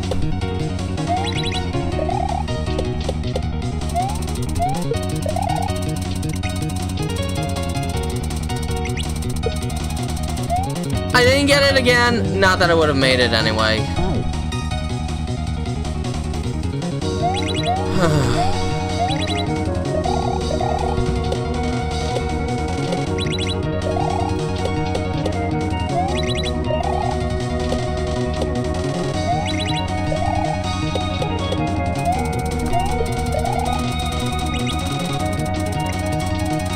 Dang it! But yeah, I otherwise don't go on too many vacations. I mostly just sort of remain in my home area, and I'm usually content with that. I'm not much of a travel guy. I don't find traveling for the most part that fun.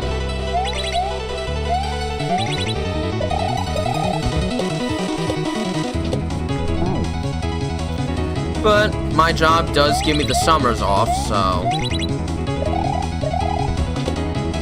I'll be using a lot of my summertime to really make a lot of progress animating. Since you know I won't be working a job, so the animations will kind of become my primary job.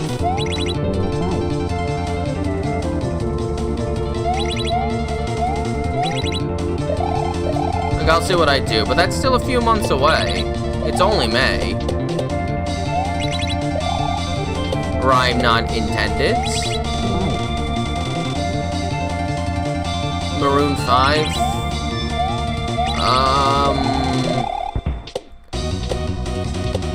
Sounds sort of familiar, but I'm not sure. What kind of songs did they make? Because I think it sounds kind of familiar, but I'm not certain.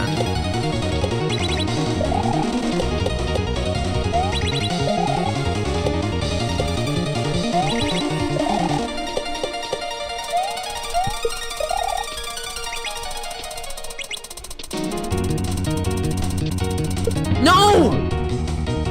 Got it too early.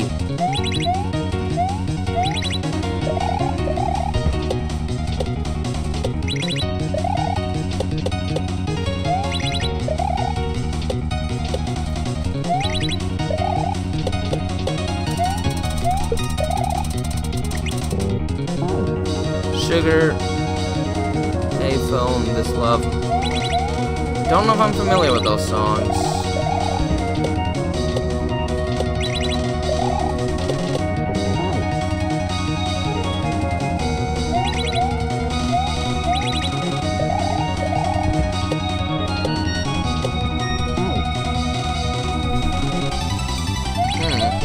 I don't know if I've listened to them. Those songs don't sound familiar to me.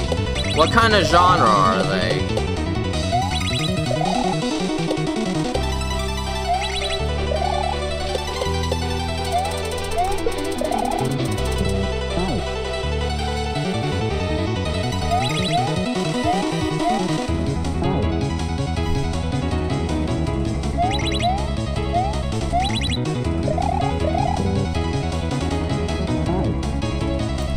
Gas is expensive. Thankfully, I actually have quite a small commute, so it's not too bad. I'll still generally have to get gas every week and a half, but it's something I can manage at least.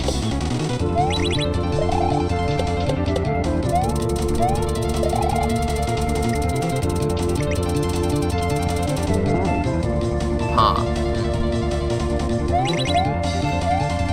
What era are they from? Like the 90s, the 2000s, the 70s? I don't have to go into a big city.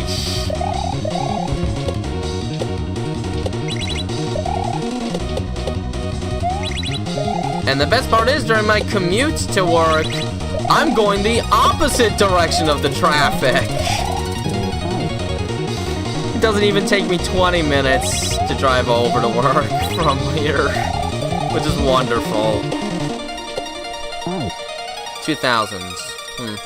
Yeah, I don't think I've actually listened to them. I've heard of them, but I don't think I've listened to a single song they've made. And I was a kid in the 2000s, so I don't know.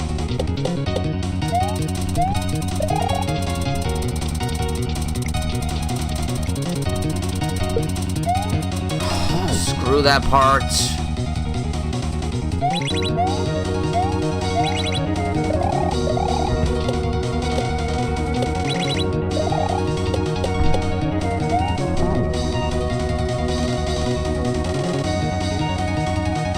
Down.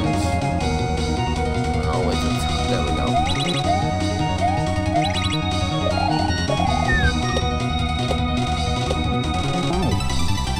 Gosh darn this.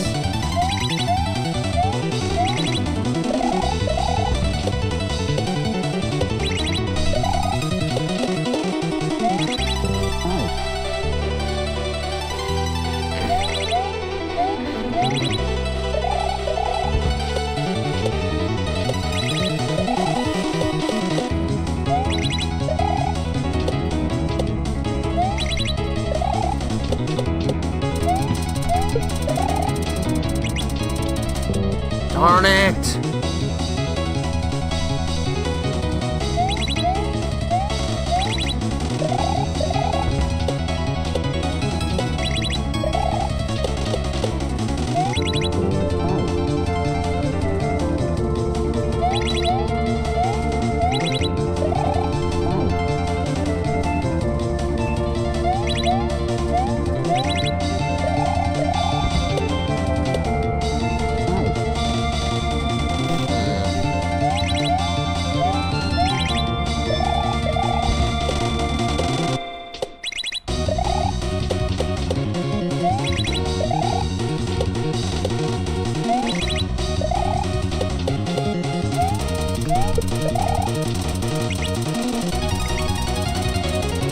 Darn it.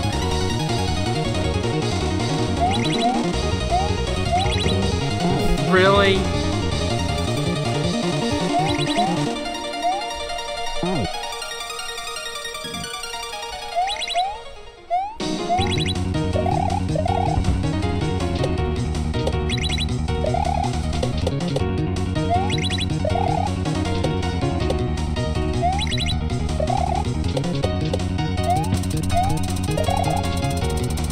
I missed.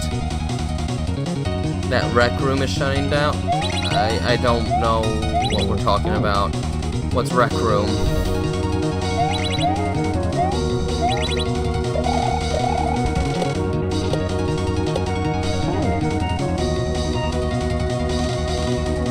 Hi, Jastar, I didn't see you there. Been too preoccupied in failing this level for nearly 2 hours straight. I failed this for another 3 hours the previous stream back in like March, and I failed this a little more than that the previous stream before that.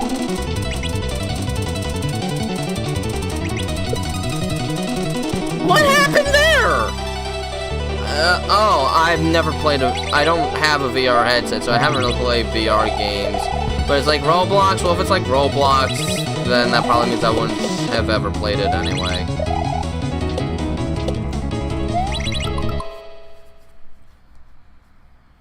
Okay, then.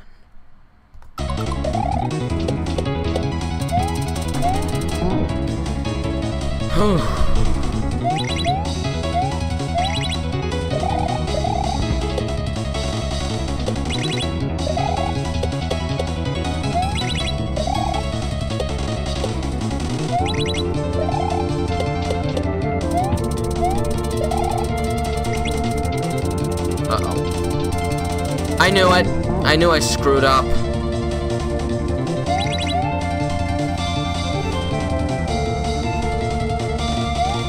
Well, if it's a VR game, I can't even play it. And if it's shutting down, well, then I'll never play it.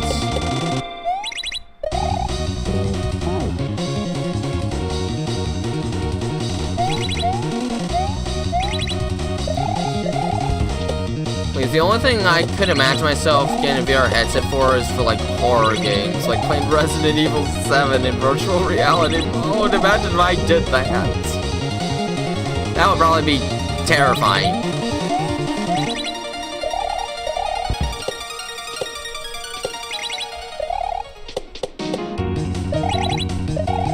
Oh, my room might be a little tight for playing VR. Probably keep banging into things. Like, I don't care about Five Nights at Freddy's.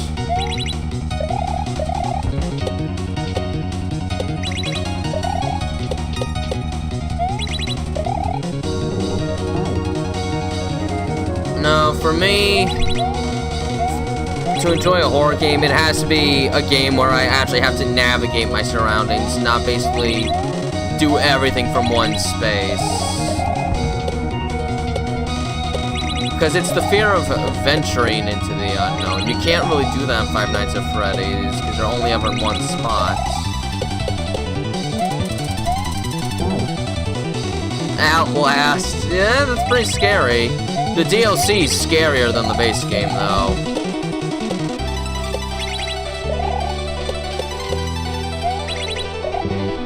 The Whistleblower DLC? Yeah, that is... Oof. What was the really creepy guy's name? Eddie Gluskin? Oof. He's disturbing.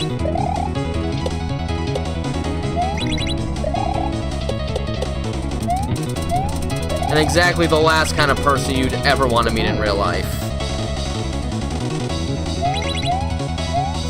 I have not played Outlast 2. I played the Outlast Trials once in October because my brother and some friends were going to try it, and then we ended up never playing it again. I don't have a VR headset. I can't do that.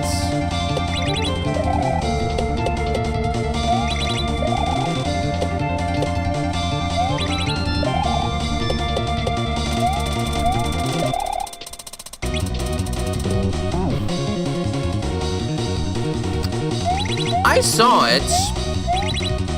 I don't know how Resident Evil it is. I don't even know if there's zombies in it.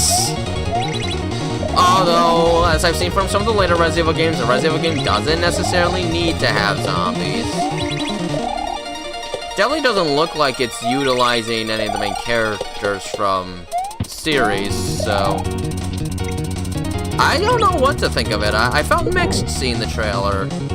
Stuck in Outlast in real life? Oh, Oh my. I'd probably find a gun and put a bullet in my brain. I don't think I could mentally endure all that.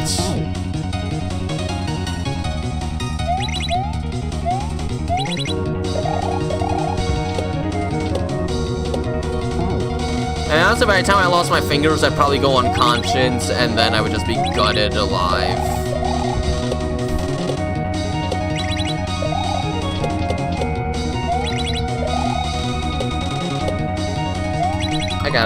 I gotta itch again.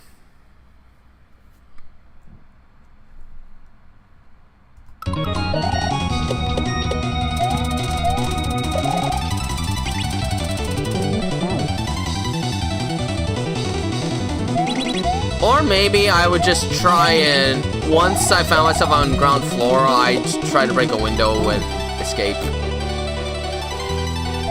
I don't think a crucifix would help in Outlast. The wall rider is not necessarily a ghost.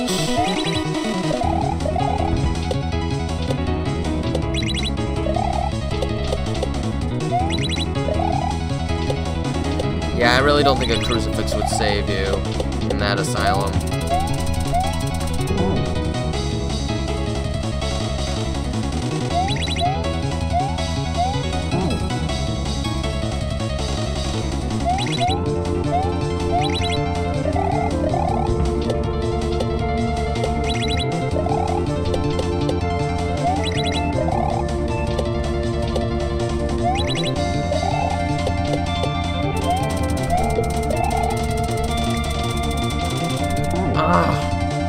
You bring a nuke. Okay, the thing about that scenario is the character had no idea what he was getting into. You don't just go to a random assigned job bringing a nuke, so unfortunately, that's not realistic. That's not going to be happening.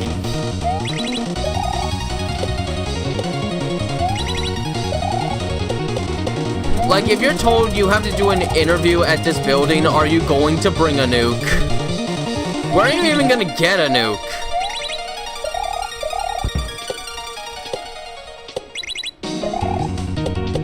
Bringing a gun? Sure. Bringing a nuke? That's not realistic.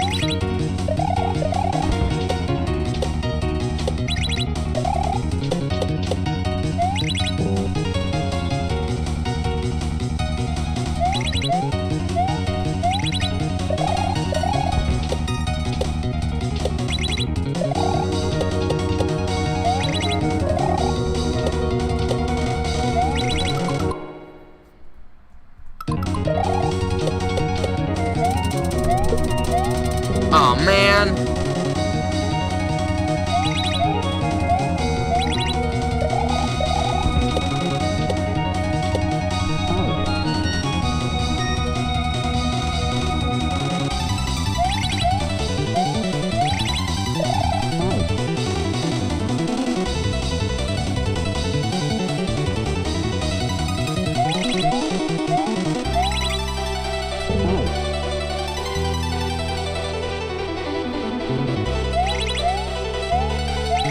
Well, I can say this for certain, if it's a job interview, you're not getting the job.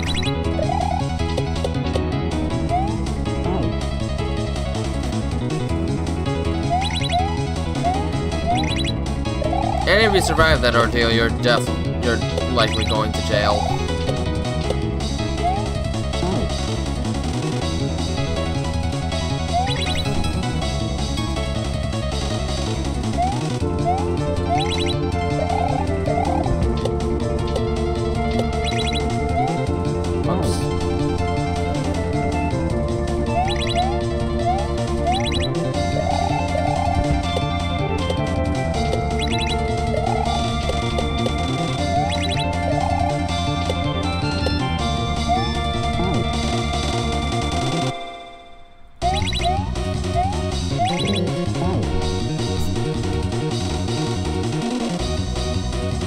I didn't even know there were gonna be Mortal Kombat and Street Fighter films.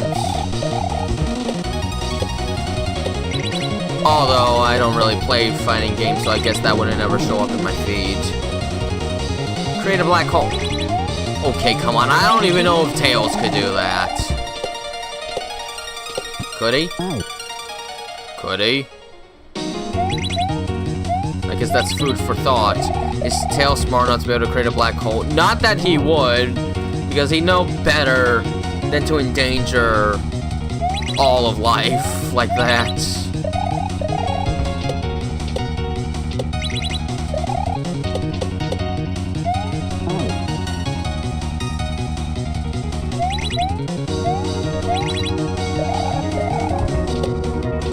Well, I guess Shadow kind of made one in Sonic 3, so...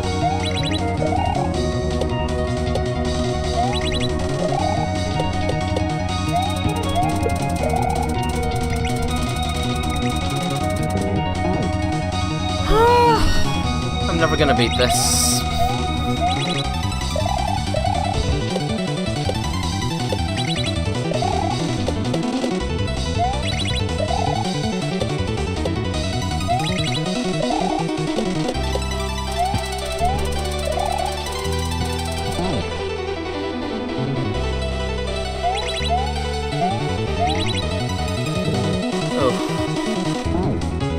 I'm getting really itchy for some reason.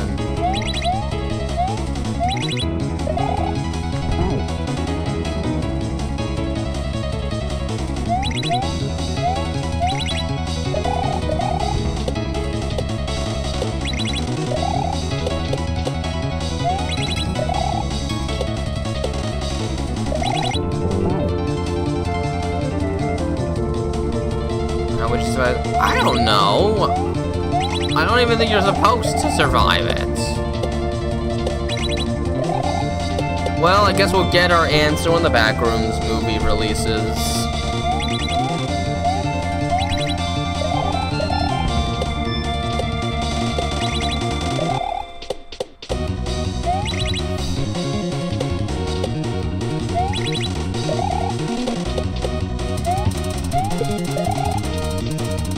No, I didn't get the switch at all.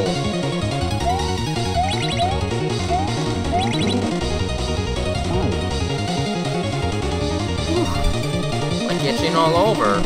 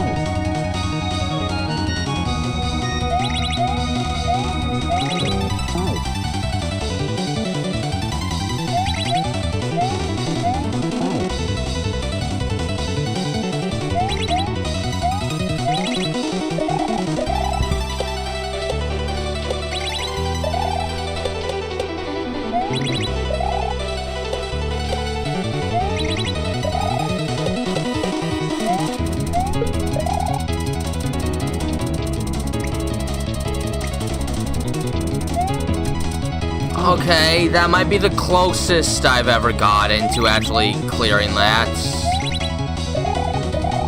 Still not progress, because I didn't do it.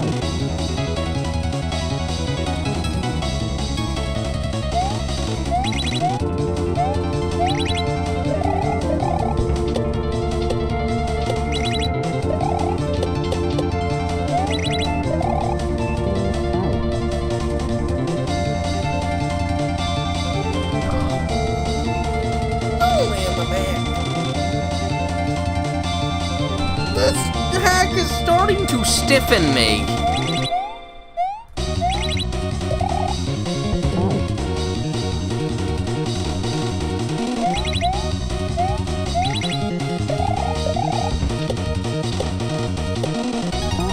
I didn't make it.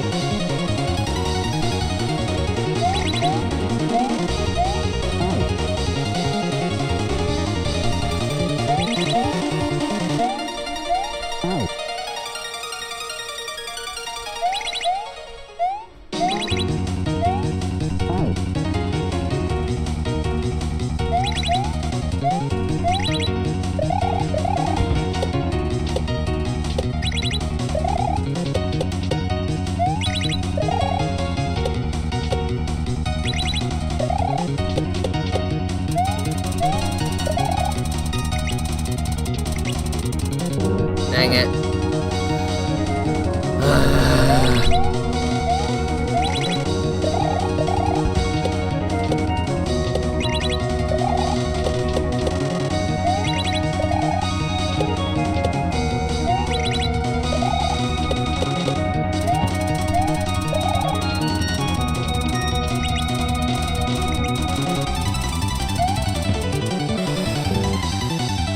Darn it!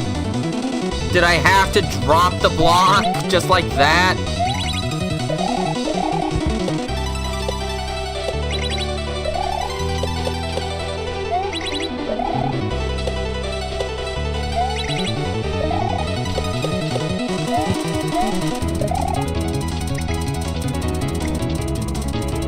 Dang it.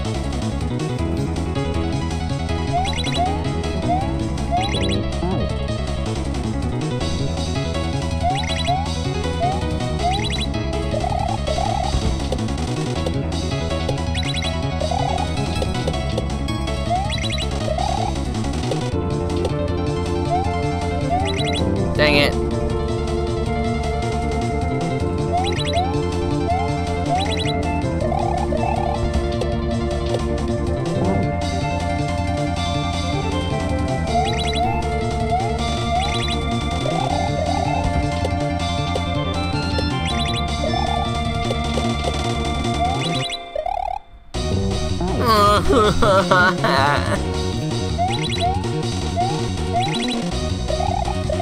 Jeez, just one atom of progress. Just one atom of progress will be nice here. I have to use the bathroom again, darn it.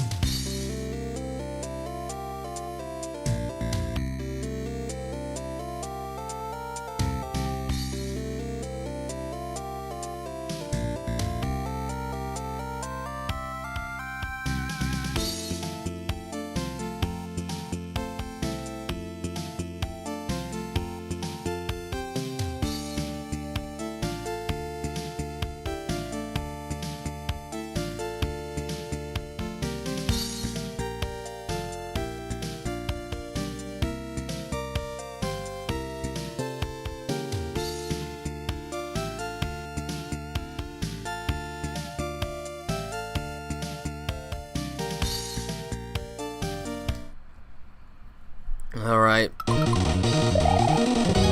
I didn't make it. I should have known pausing that I would die. You're not even allowed to pause in this level.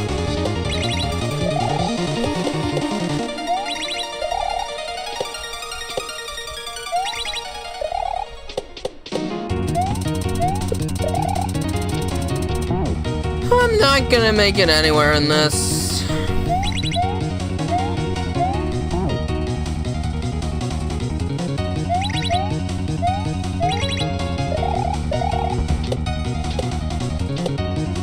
How did I miss the switch?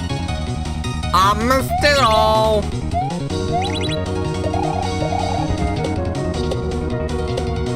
What, again?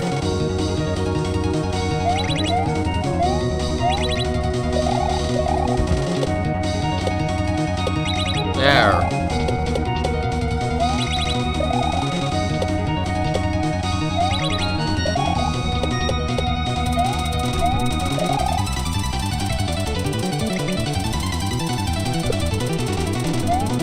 I didn't get the block again! Oh, come on!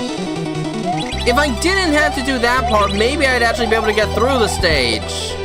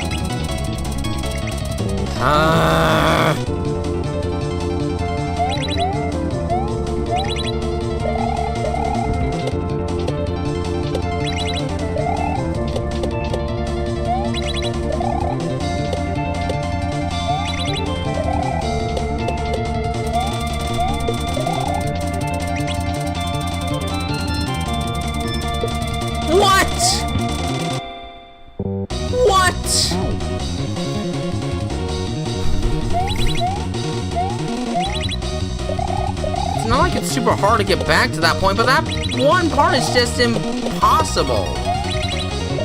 It's not too hard to get back.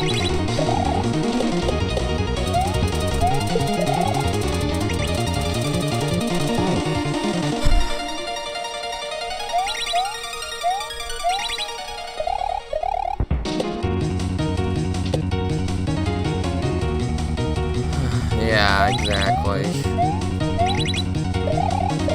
I really hate this level. This level does not belong in a hack like this. This is too hard. This is supposed to be a beginner level hack. It's not.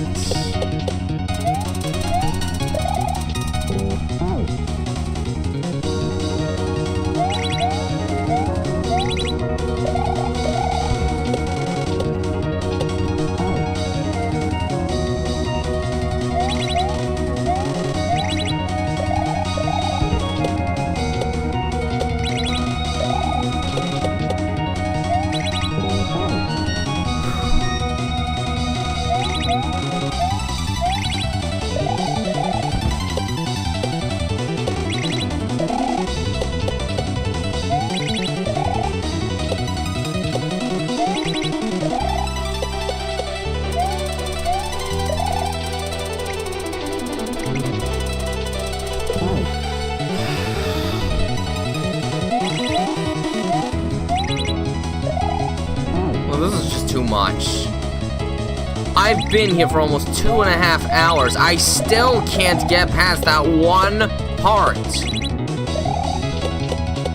I was here for the entirety of the last stream, which was about 3 hours, and I was probably here for an hour of the stream before that. I have put in nearly, like, 7 hours into this one level, and I still can't get past that one part even one time. One time, not even.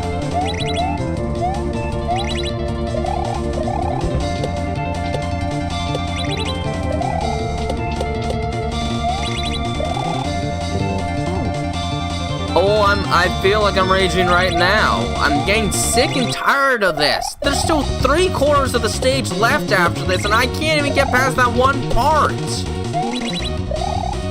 I've only finished about 25% of this whole level.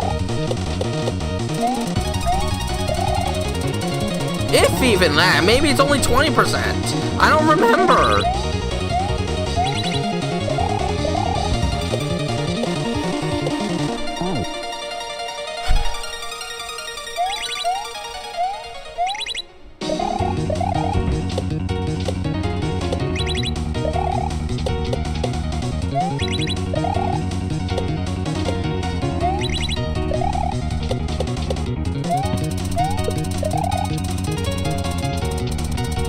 Like, I can get to the buzzsaw part relatively painlessly.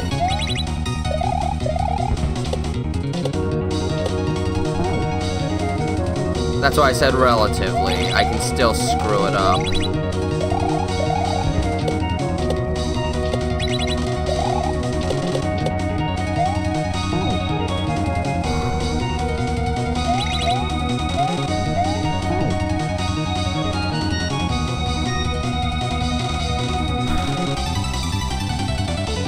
Probably also why I'm getting so itchy. This stage is starting to bother me too much.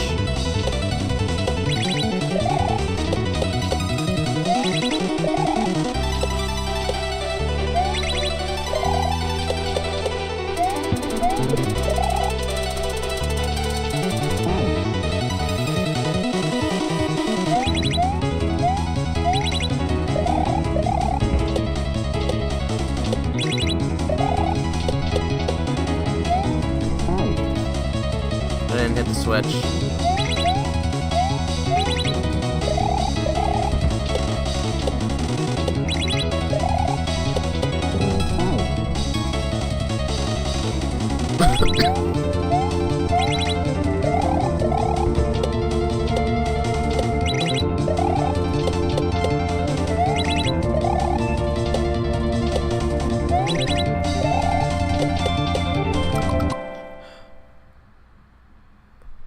What did I do?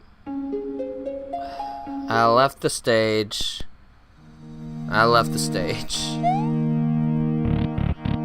Not that I lost anything.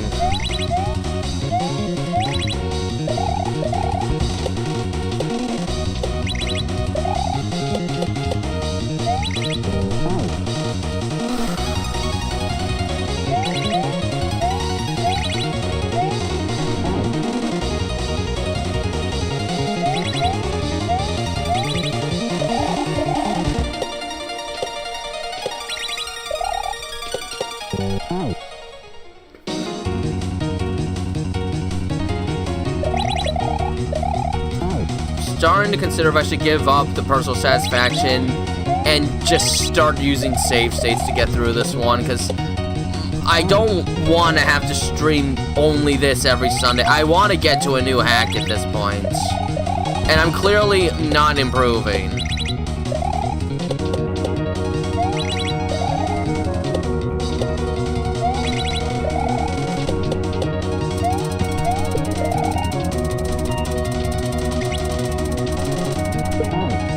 And I'm getting sick and tired of that.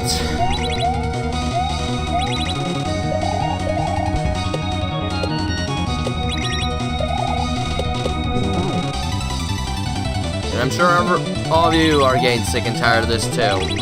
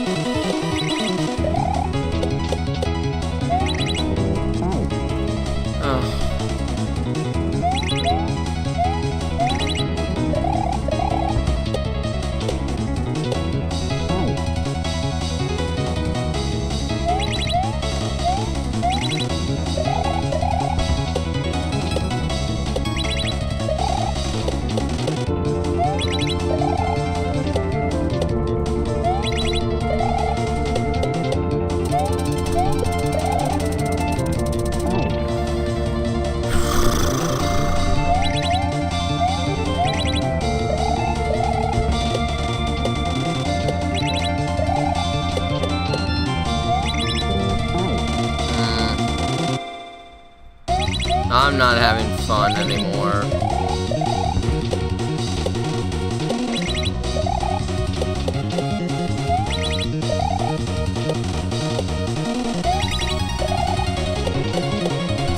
Should I do it?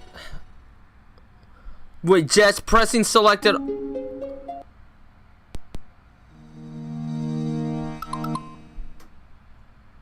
If I press selected all when paused, and I don't know if I will be able to properly save state after all. Oh, I am actually screwed. Usually you need to don't you usually need the start button held down for that to activate?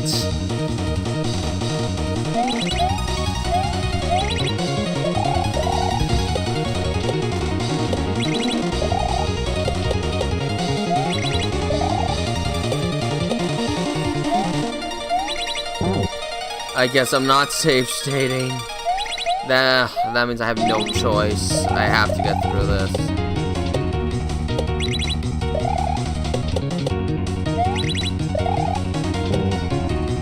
Which means I'm not gonna get through it.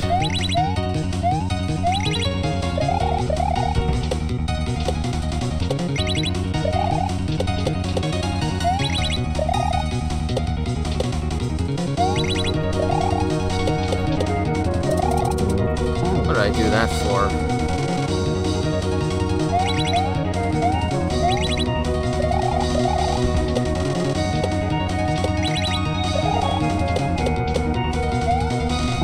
Ugh.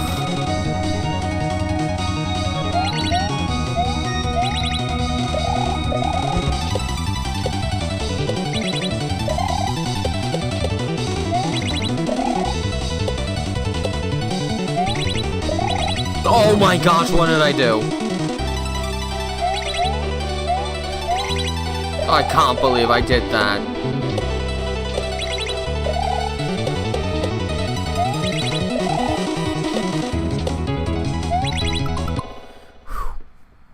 Right.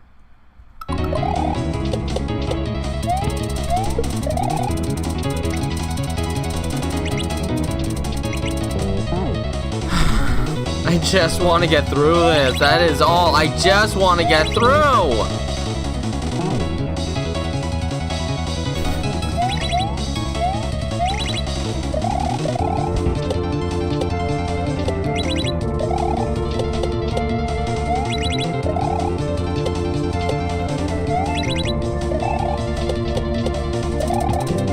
I did it again.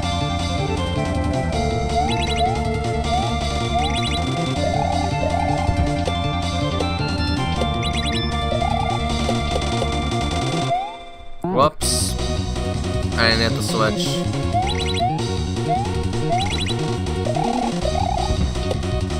Nope, no power-ups. And in Kaizo, when there are power-ups, it's not to help you.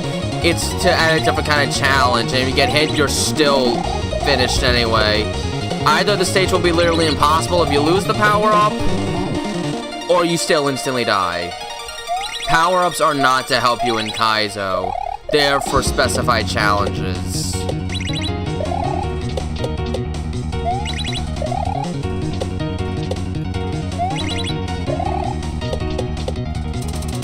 Okay, can I make that, like, respawn if I, like, do that? I can. Screw it. I'm saving a state here. I'm done.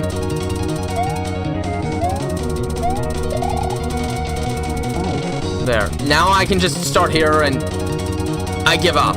I'm using save states. Screw it. This is too much. I can't take it anymore.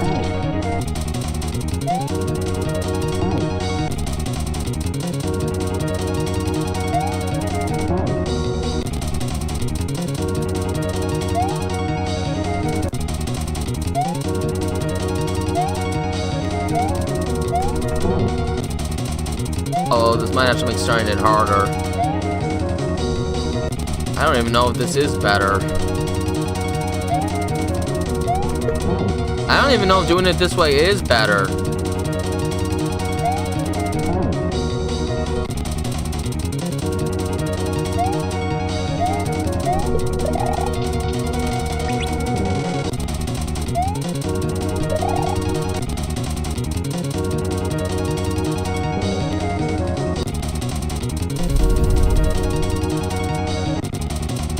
Yeah, this might not actually help after all.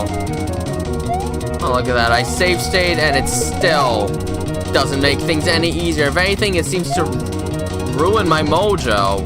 Because I don't have the same speed.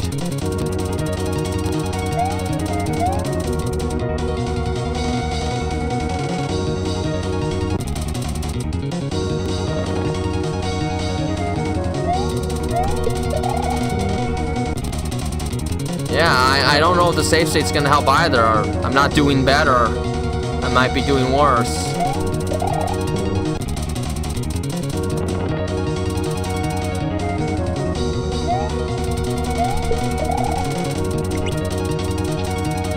I don't know. Maybe I shouldn't use the save state.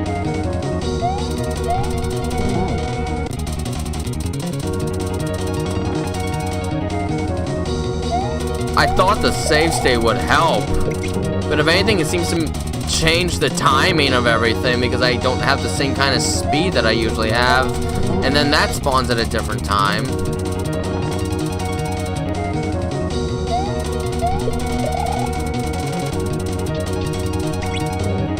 Yeah, I don't think the save state's actually gonna help.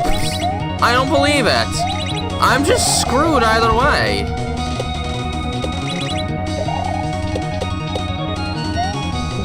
I just have to do it legit. At least until I get past that part, I have to do it legit, or I'm just not gonna succeed.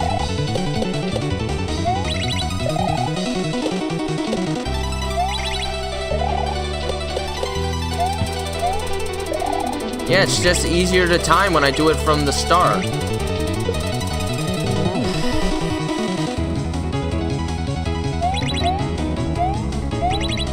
I can't believe I decided to show you save states to make things easier, and it just started making things harder. That's ridiculous.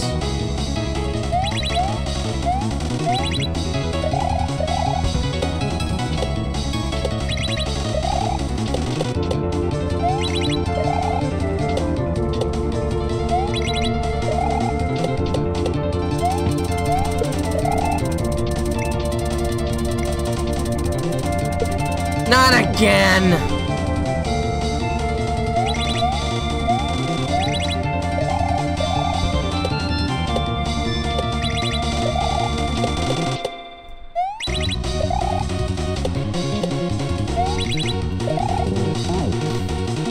Yeah, betrayal indeed.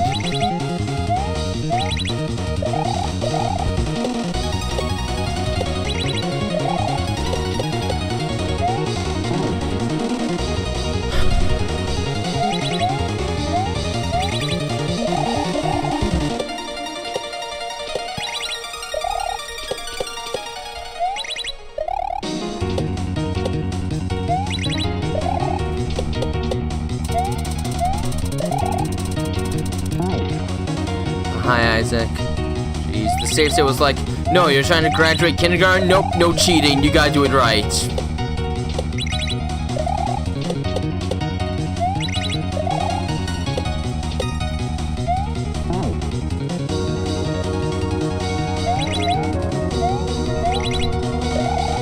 I wonder if an actual prostate exam will be as agonizing as this so-called prostate exam.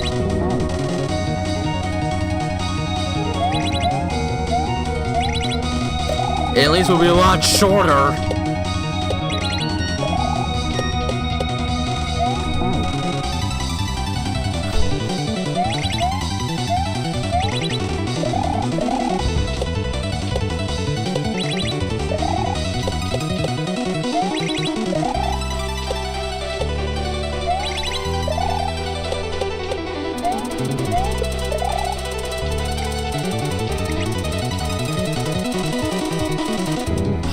I didn't want to grab the rope yet.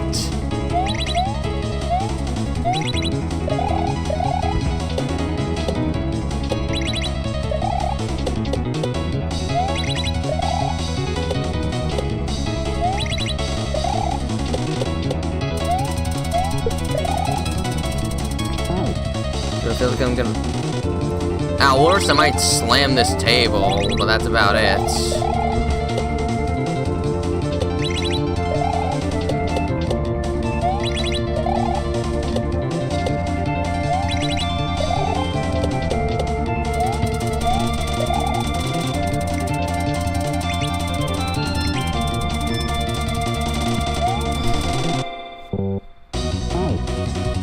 I hate that part so much. Why do I have to do it? Why couldn't there be some other means of doing it?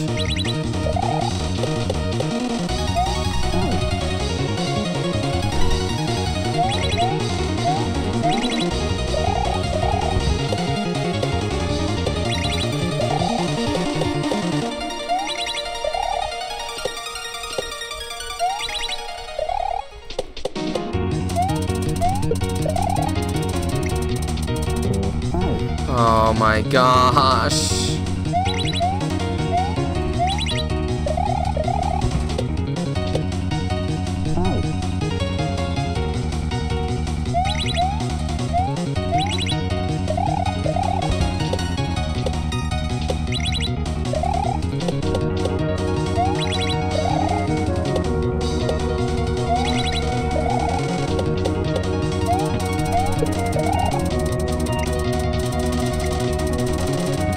Darn it. The creator thing was called Pangea Panga, and he believes that easy Kaizo hacks will not get you experience with Kaizo, so it has to be hard. It should teach you the mechanics, but it shouldn't hold your hand. It should be difficult. He forgot what it's like to be a newcomer to Kaizo, clearly. Thinking that the only way to get good is to jump straight into the deep end. So yeah, he thinks this is the only way to gain experience with Kaizo hacks. This.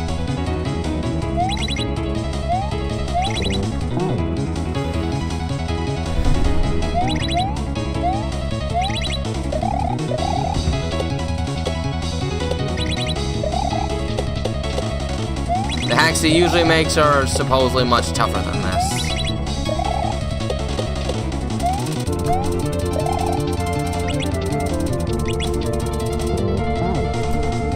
But the rest of the hack wasn't nearly this difficult.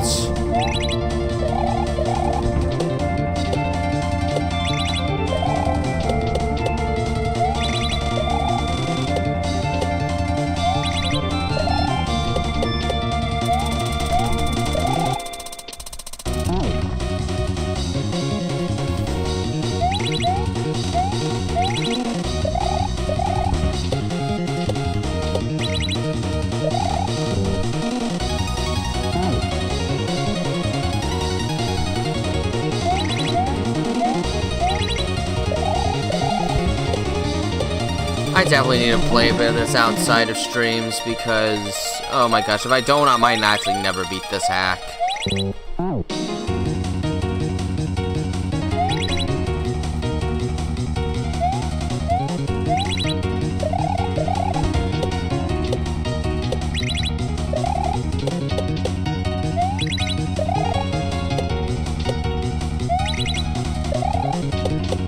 No, actually I think the 1990s torture method will be getting 100 points in Desert Bus for the Sega CD. Before you're allowed to eat or sleep.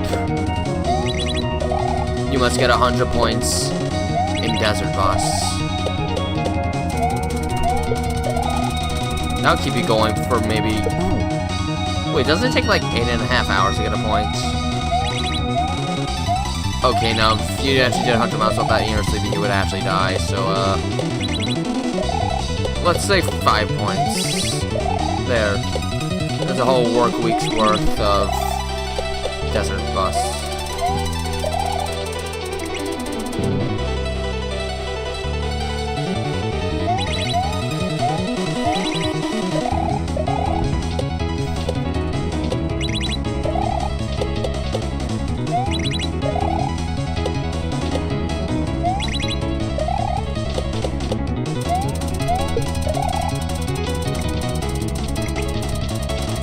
Dang it! I think I just gotta add a bounce each time. The first one's 2 bounces, the second one's 3, and the third one's 4.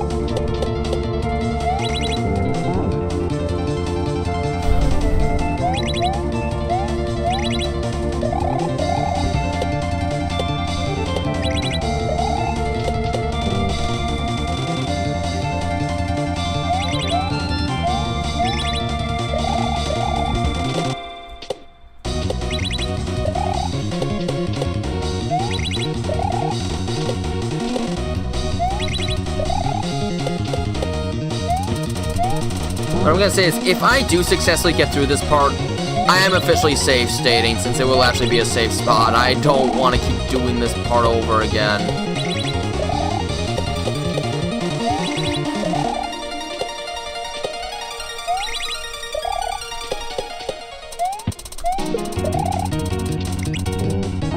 I normally wouldn't do that, but I'm actually tired of this level. I'm like sick and tired of it.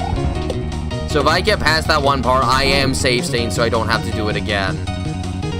I need to get through this at some point.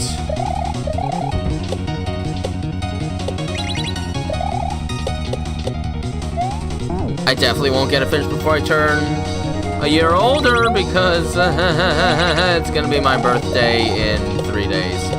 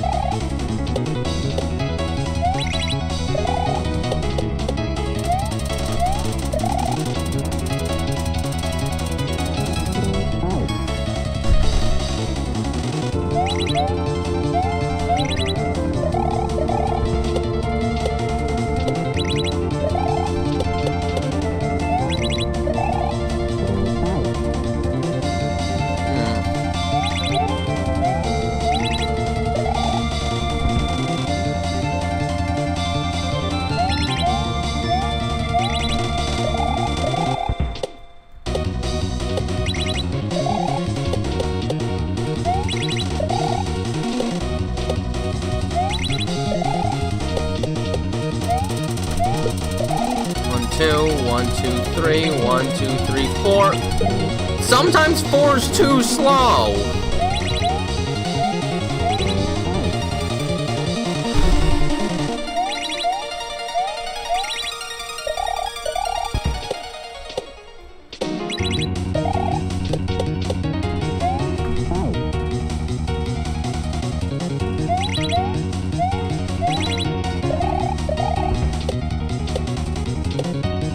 Okay, I don't know. I know it's not quite 6 o'clock yet, but I don't know if I can take any more of this. I think I might need to call it a little early.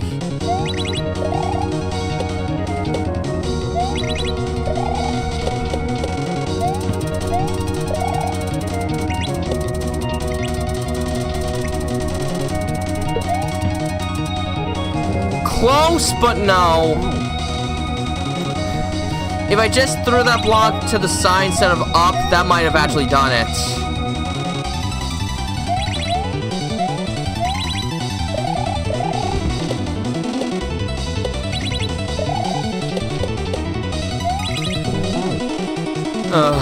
I'm just like exhausted now.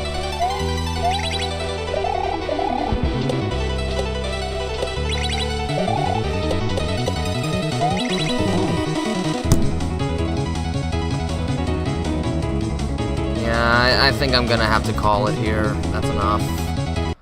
I'm done. When did I start recording? Weird. Alright, well that's going to do it for now. I gotta practice this before I stream this again. Until whenever. This has been TailsFan109 and have a nice day. I can't take this anymore today.